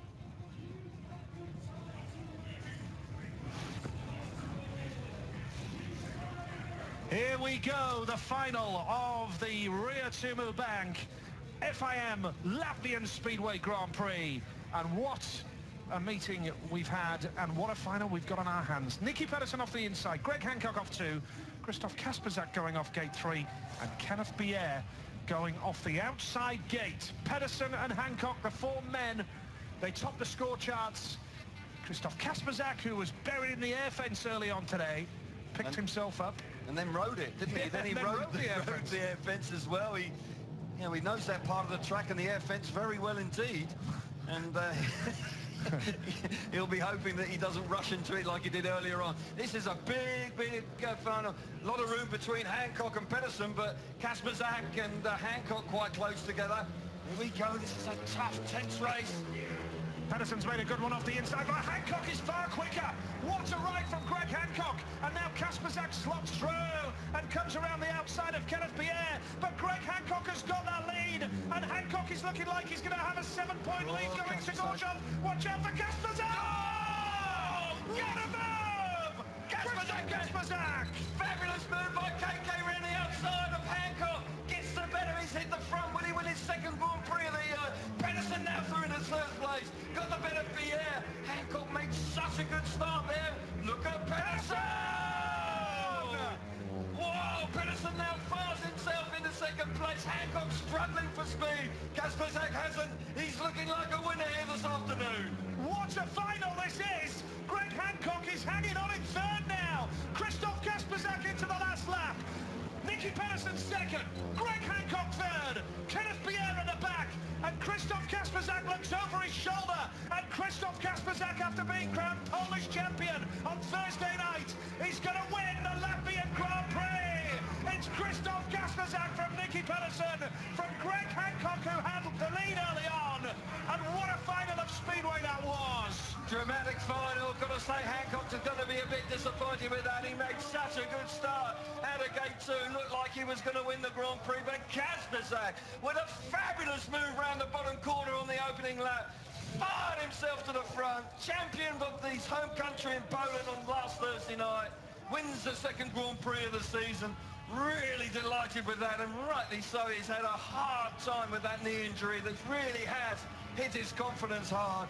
Pedersen in second place. He'll be pleased with that. He's had a hard night. He's really had to scrap for his points, and he battled hard to get the better of Hancock to get himself into second place. And Hancock, in the end, in actual fact, was hanging on to third place with Pierre pushing awfully hard. But Kasperzak, the winner on the day, terrific effort.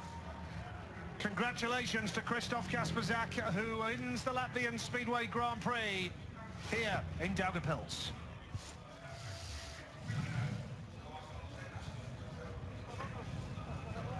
So Kasperzak from Pedersen from Hancock. It does mean that Greg now leads Ty Woffenden by 5 points.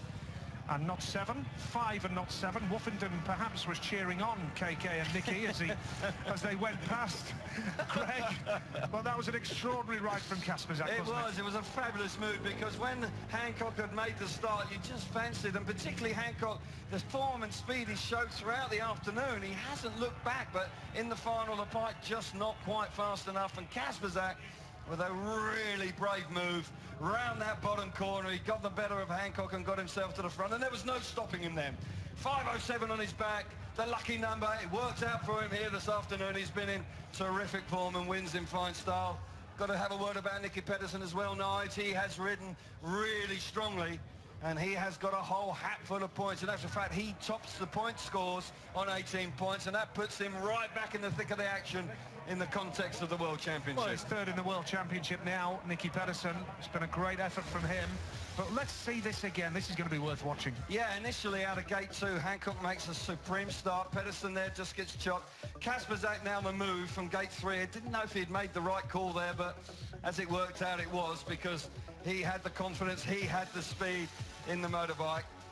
Hancock stamps his authority initially on the race, and you thought from here, from this moment on, it was all about the American. But Kasperzak running deep into turns 3 and 4, roaring around the outside here, back wheel in the dirt, just gets the slingshot coming off that 4th corner to complete the first lap.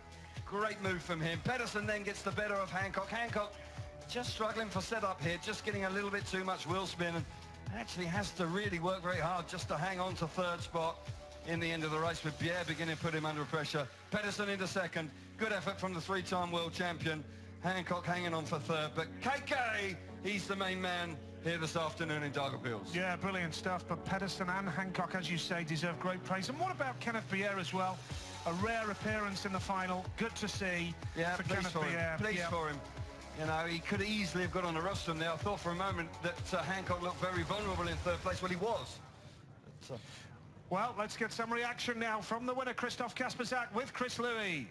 Winner of the Ritumo Bank Latvian Speedway Grand Prix, Christoph Kasperzak, your season is back on track. Yeah, thank you very much. It's very bad crash for me.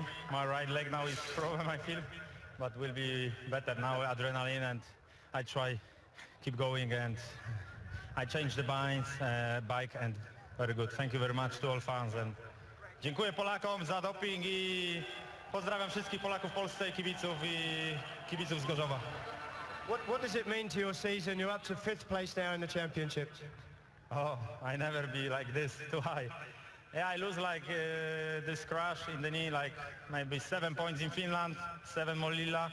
But what we can do, I'm trying to keep going now and stop top 8. I would like try make GP next season. Congratulations, Christoph. Enjoy your champagne moment. Dziękuję, pozdrawiam. Thank you very much. Quite a humble reaction there, Scott, saying he just wants to finish top 8. Just point out that Kasperzak won the event.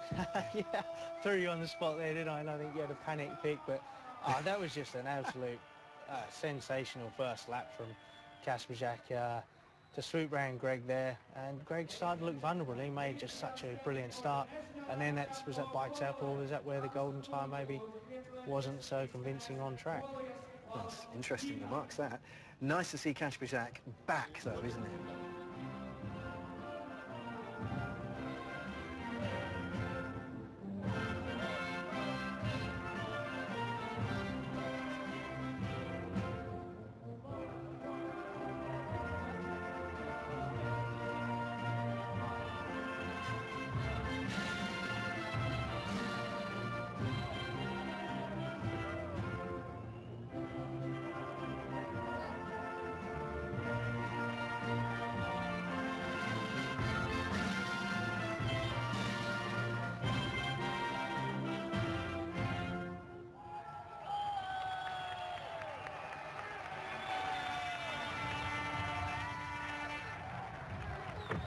Very happy man.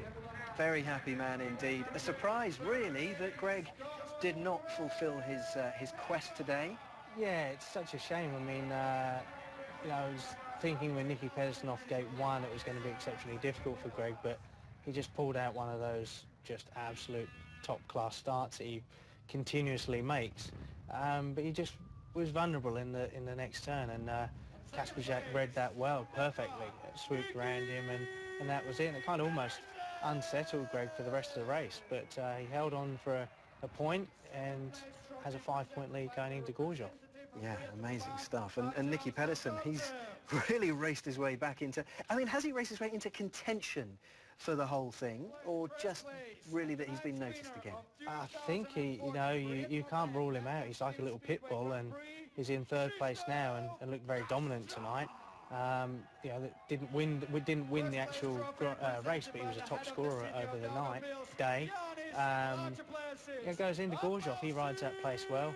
It's Christoph Kasperzak's home track, so he'll be very strong there as well. And it's you could see even more from Kasperzak. Definitely, and it was interesting for him to say. I mean, you know, a few people may have forgotten he had that knee injury. Yeah, well, he missed one of the Grand Prix as a result. Totally. And, you know, and if, like he said, 7 points, that's just a very kind of diplomatic average. He would be pushing these guys for the title.